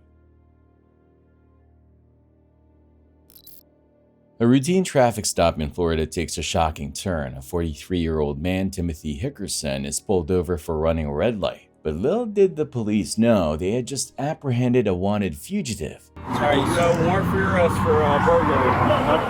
What? For burglary. Hickerson, a resident of Palm Coast, was wanted in Virginia for a heinous crime, murder. Back in 2010, he was the last person seen with Shane Ryan Donahue, who mysteriously vanished. Though Donahue's body has never been found, authorities believe he was murdered. Hickerson was also charged with burglarizing Donahue's home. The case went cold for years, but new information brought it back to life. Now Hickerson is behind bars in Florida awaiting extradition to Virginia to face justice for his alleged crimes. The shocking arrest highlights the unpredictable nature of law enforcement and the importance of never giving up on unsolved cases. Imagine this, it's a sweltering summer day in June 2021, the sun beats down, baking the streets and turning parked cars into ovens. And inside one of those cars, trapped and terrified, is a poor innocent dog. The Parma Police Department got a call about this heart-wrenching situation. When they arrived at the scene, they found the poor pup panting heavily, its eyes wide with fear. The car's battery was dead, leaving the doors locked tight. The poor thing had been trapped inside, alone and helpless for an entire night. The dog's owner, a woman named KW, has a troubling history of animal cruelty. Lives at the other address. He's gotta be. I can't imagine. If it's been in there all night, it's in the floorboard on this side. It's behind the driver's seat. He's dead, I want her f***ing arrested. No, it wasn't my fault. Right, Car was running and it died. Here, come back here with me, okay? Hang on. She's gonna take I it. need somebody to No, are you scared?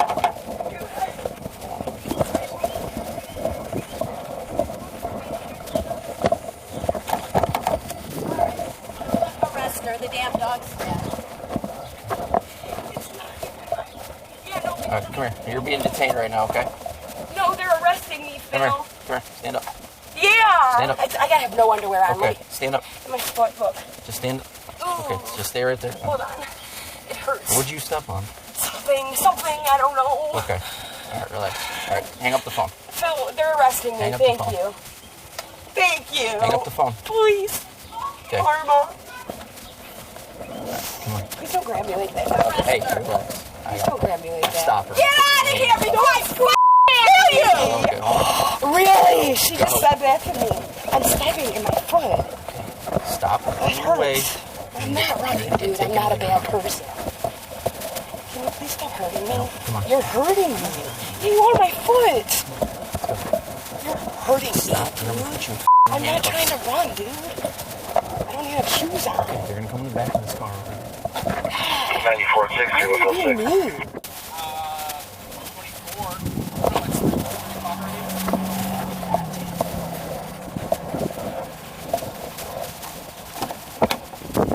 Casey, What do you mean today? how has your dog been in the car I left all day? my parents in Bedford at between 5 and 6 in the morning, like real early, because my dad leaves for work with him. My car was running the whole time. And then I took him out and then put him back in with the car running like I do, and the car died. What time was that at? About noon. Car died. What time do you think it is now? So you're It's telling like me the keys 2:30 are in now, there? but I've been outside. The keys are in there? Yeah, the keys are in it. Unless Well, I how took would them it just out. die? Huh? How would the car just die? I don't know. The battery keeps dying in that car. Why, I don't understand. Why would you leave your dog in the car? Because I was leaving again. I don't just leave him on it. I mean, On purpose like that. It's 2.5 hours. And it's I was hot. outside with him. I put him in there because it's hotter in the house than it is in the car. With the car running, it's cooler. That's true. It's really hot in there. All right. That's more than I need to know. I'm gonna go cut her up. So. What's that? She's just all over the place, dude. So. I think there's a history. Can you just stay here with her for 1 second? I'm gonna go talk to her real quick, and then dude. Is there a history with her? I'm assuming. I don't know. There's 3 of them. Okay. She's being charged. Yeah. No, I talked to her. It's definitely. So I just wanted to see if I have her back there, and that's why I wanted to talk to you to make sure that I'll be. Yes, take her to jail. I get it. Okay.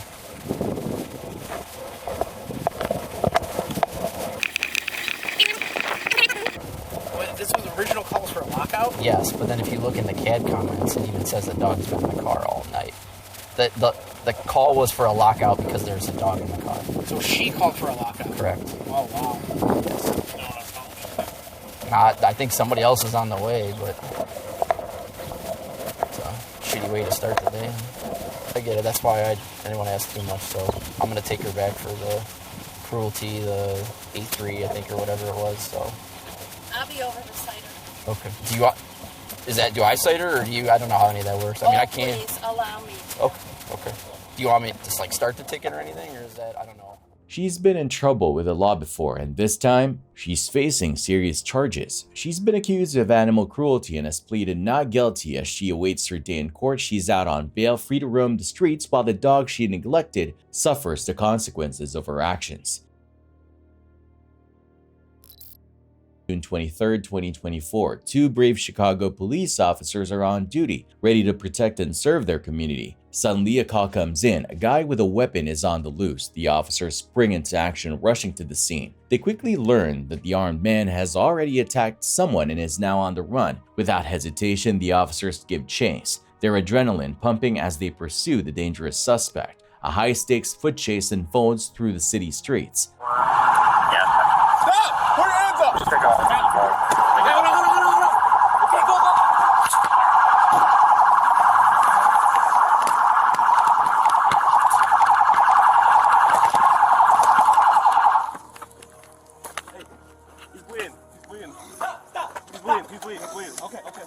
The officers keep a close eye on the suspect, determined to apprehend him. Unfortunately, during the pursuit, the officer had pushed the suspect and fell, suffering a serious head injury. The police recover a weapon at the scene, a chilling reminder of the danger the suspect posed to the community. Hey, he's bleeding. He's bleeding. Okay. 423, show off all 411 off.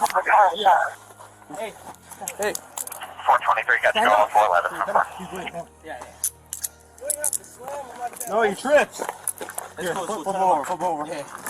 Come on, let me call him, bro. Yeah. Hey, you didn't have to push him like that, bro. No, you tripped. No, he ain't tripping. Yeah. You pushed him. I watched All right, it's on video. Don't worry about it. Come on, dude. I just watched I gotta flip him on this side. 613. Flip him on this side. Hit his head. What I know. Relax. Get back. Call the ambulance. 620. Come on, dude. 622, go ahead. We have one in custody. Royal ambulance. Hermitage. The West Alley of Hermitage, 82nd. Come on. Alright, 622 has one in custody in the West Alley of 82nd and Hermitage. Is it related to the person with the gun call? No, he's keep on that side. Alright, 622, we got you with. Get back. Alright, 10. Yeah, we got him. Come on, buddy. Come on.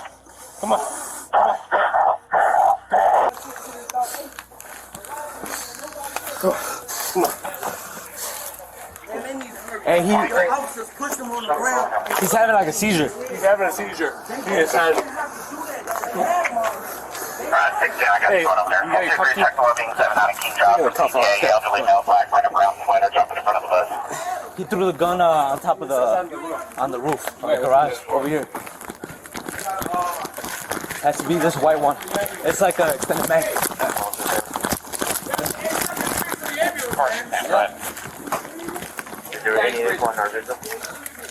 Watch out, brother.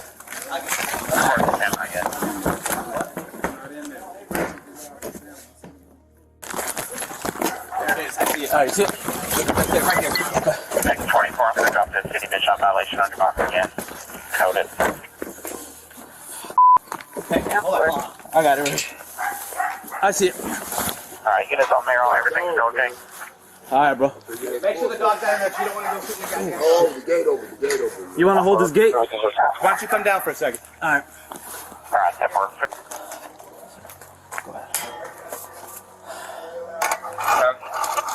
Switch on it, too. Okay.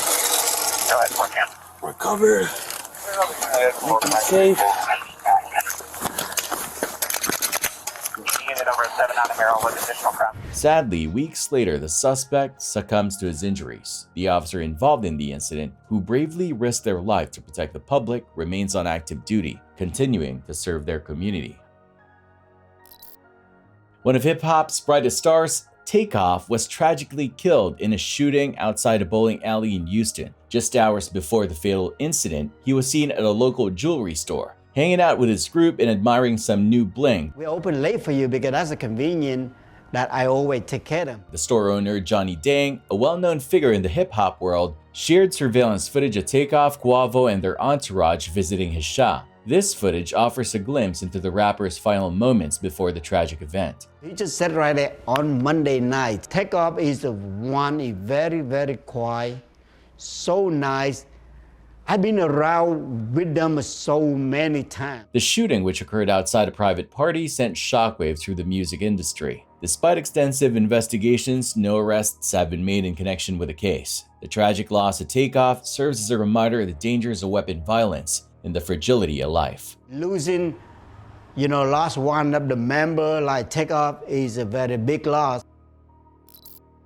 In a heart-wrenching tragedy, a young Ohio mother's dark secret was exposed. Brittany Pilkington, consumed by jealousy and a troubled past, took the lives of her 3 innocent sons. It all began in August 2015 when a desperate 911 call alerted authorities to a lifeless 3-month-old baby Noah. 911, where's your emergency? Yes, we have an emergency. Our little infant, he's not breathing at all. Okay, can you start CPR? Yes, my wife's trying. Keep going. Who are we talking about? How old a patient? He's 3 months. Okay. Okay, what happened prior to this? I don't know. I just got home and I went to check my son, and he's cold. He's cold to the touch? He's cold to the touch, yes. Okay, is she doing CPR? Is someone doing CPR? Yes, my wife is, but I mean, geez. 720. What is your name, sir? My name is Joseph Pilkington. What is it? Father. Joseph Pilkington. Pilkington? Pilkington. Okay. Okay, I see that. Okay, I got that. My son's name is Niall. Okay, I have help on the way, sir, but I want to stay on the phone with you. Is anything happening with the CPR? No. Nothing's happening.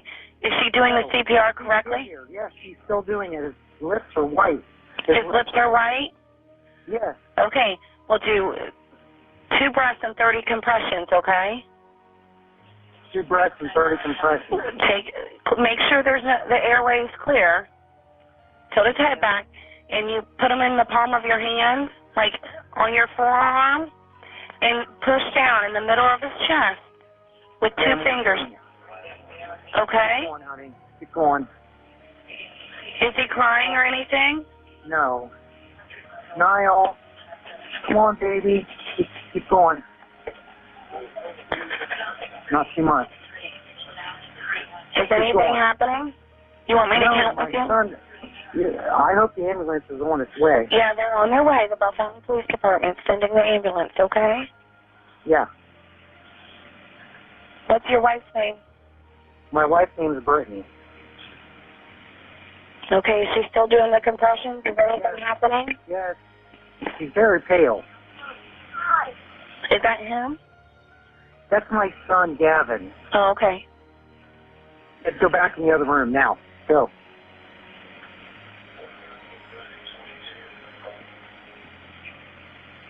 In the hospital. All right, we'll keep the compressions going. Is he changing color or anything like that?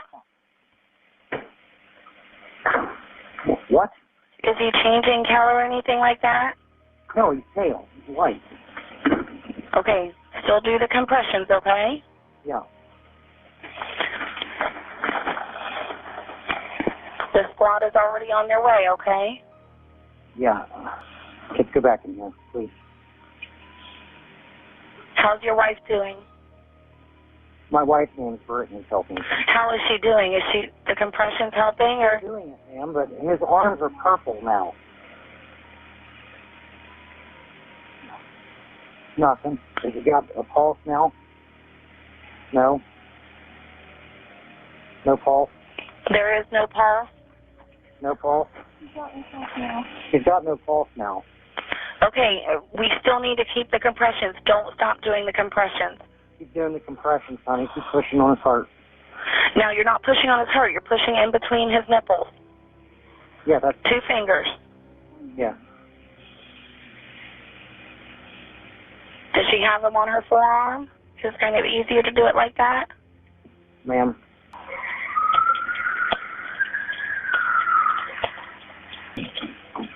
Oh, up here. Up here. Okay, the squad's gonna be there to help you, okay?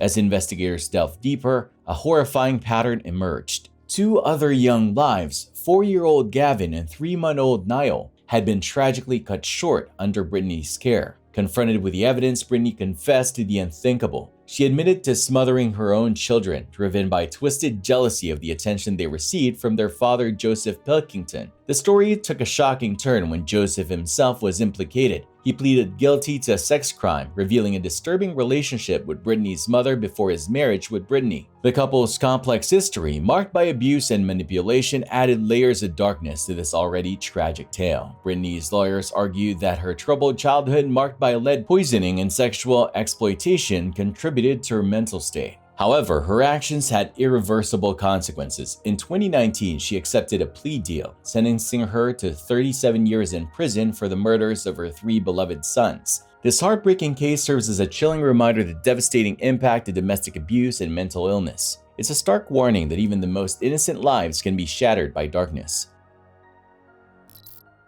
A young nursing student, Laken Raleigh, was out for a morning jog when she was brutally attacked and murdered. Now shocking surveillance video is emerging, shedding light on the terrifying moments leading up to the tragedy. The video shows the alleged killer, an undocumented immigrant named Jose Ibarra, lurking around a university apartment complex. He's seen peering into windows, scoping out potential targets. The footage then captures him near the jogging trail just moments before Laken Raleigh ran by. The trial has revealed a chilling picture of a predator on the prowl. The suspect's actions, as seen in the video, paint a disturbing portrait of a man who is actively hunting for victims. The case has sparked intense debate about immigration and public safety. As the trial continues, the public awaits the verdict, hoping for justice for the young woman who lost her life. On March 13, 2023, police officers received a tip about a car connected to a murder case in Miami, Florida. Officer Bierman spotted the vehicle on Cobb Parkway and followed it to the Cumberland Mall parking lot. As more officers arrived, they tried to block the car in and arrest the driver, but the driver refused to cooperate and sped off, leading to a high-speed chase down Cobb Parkway.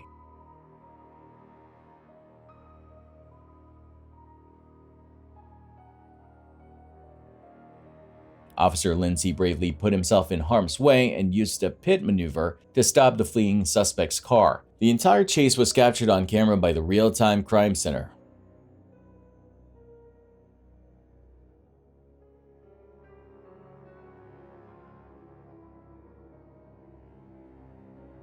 Once the car was stopped, officers carefully approached the suspect, who made a move towards his hip. Fortunately, he was unarmed and was taken into custody without further incident.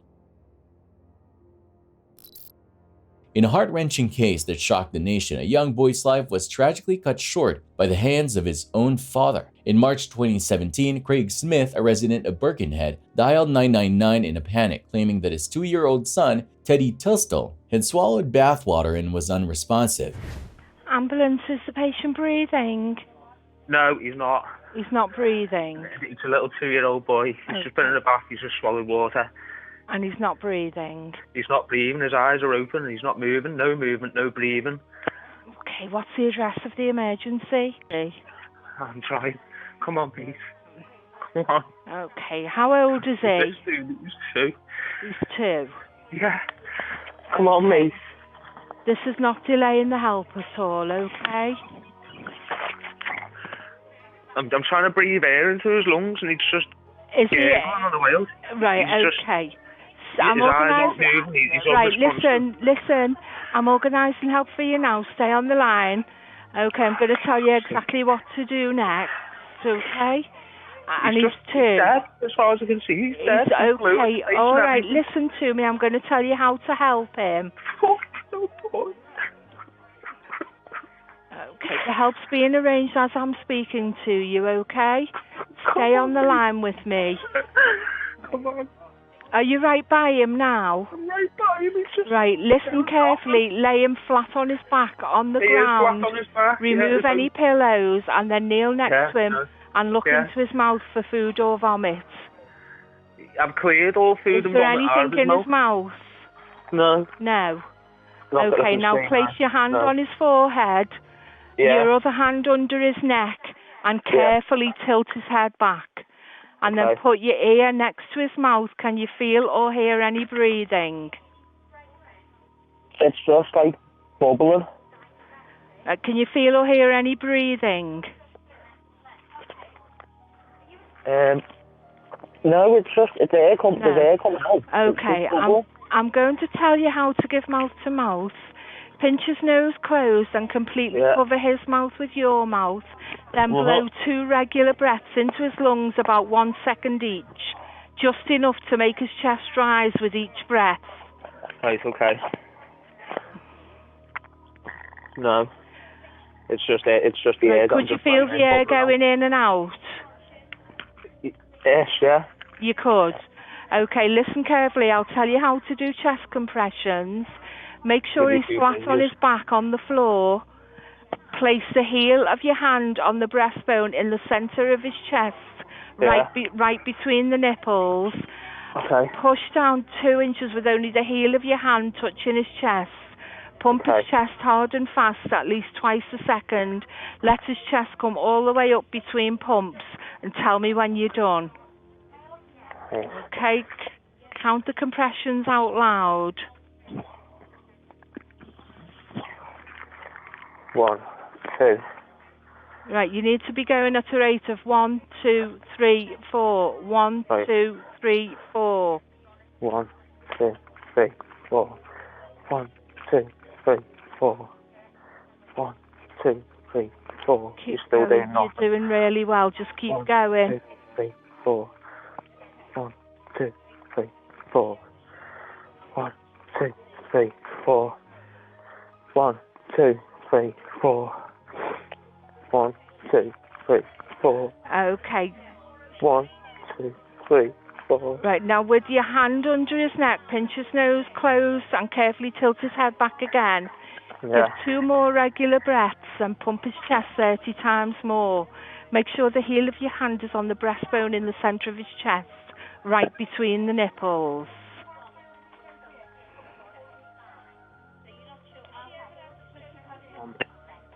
One, 2, 3, 4. 1, 2, 3, 4. 1, 2, 4. Have you done the 2 more breaths? Yeah, I've done 2 more breaths. You've done the 2 more breaths, okay. So from now on, just keep giving him 2 breaths and then 30 pumps, 2 breaths and 30 pumps. Keep doing it until help arrives to take over.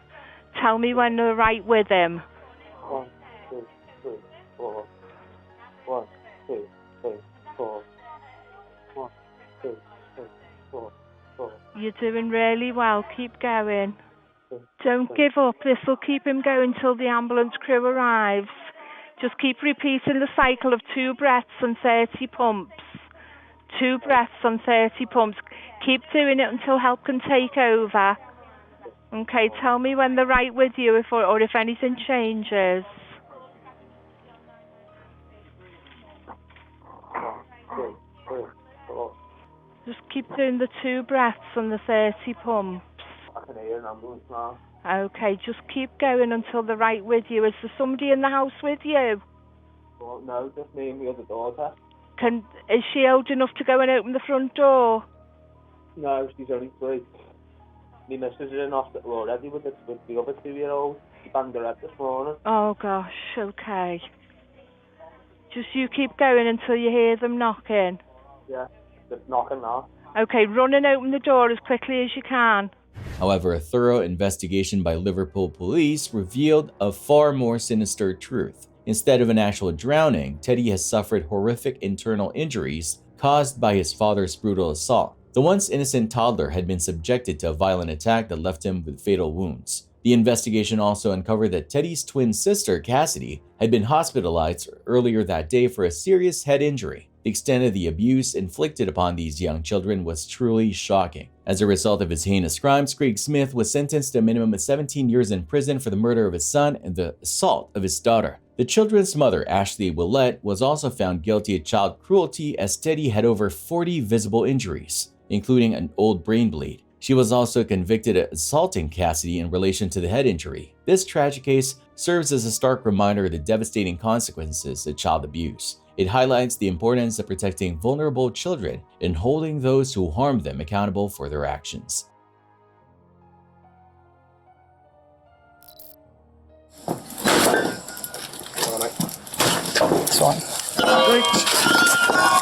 In a shocking turn of events, Virginia McCullough confessed to a horrifying crime. She admitted to murdering her own parents, Lois and John, and then hiding their bodies in their home for over 4 years. Police stormed the home in Essex, England in September 2023. The moment they entered, Virginia immediately confessed to the gruesome murders.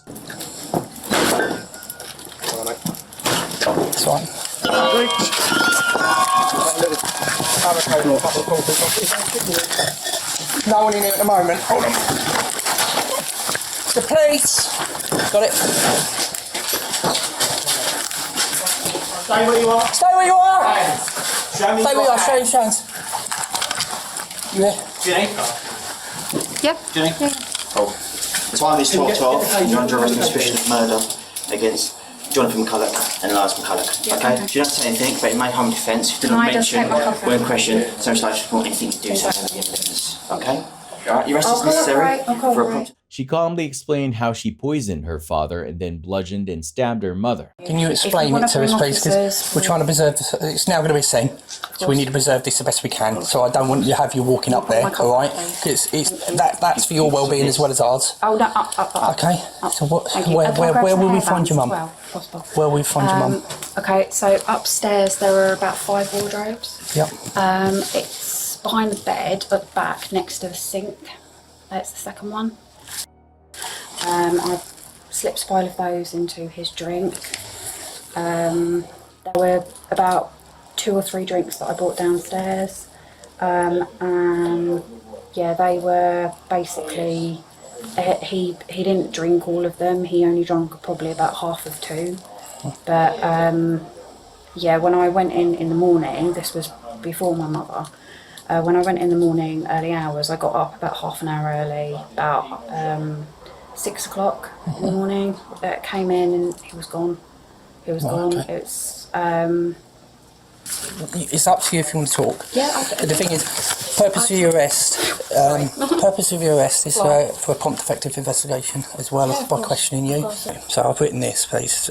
I, Virginia McCulloch, have informed police constables 77329 Brown and 79387 Bowers after entering my house on Friday the 15th September 2023 that I murdered my father, John McCulloch, who was stated was under a bed in the rear ground floor of the house, and my mother upstairs in a cupboard next to the sink. Wardrobe. It's a double wardrobe. Right, okay, I've written Double cupboard. wardrobe. It's like 4 wardrobe doors, but it's the one nearest the sink. Double wardrobe. Pick up then. Yeah. What's significant as I've written down there here now, I've just read out to you. Are you happy to sign that, to say that's a true account? Yeah.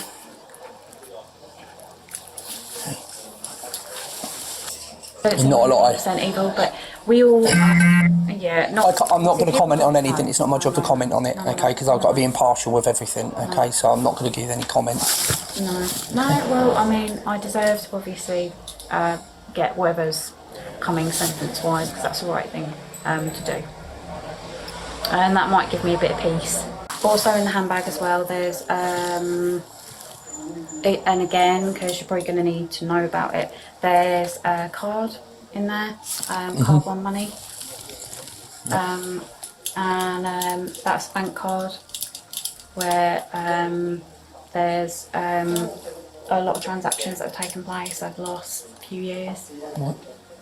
From money that pertains to my parents. So, murder weapon is upstairs in the toilet room, kitchen knife. It's in the middle of the brown carpet, against the wall, opposite the shelves. So there are 2 long white shelves. So opposite where that wall is, that's where the knife is. So next bit is very hard to talk about. That's probably the most grisly detail. So on the ground floor, underneath the stairs, there's a few like storage boxes and things.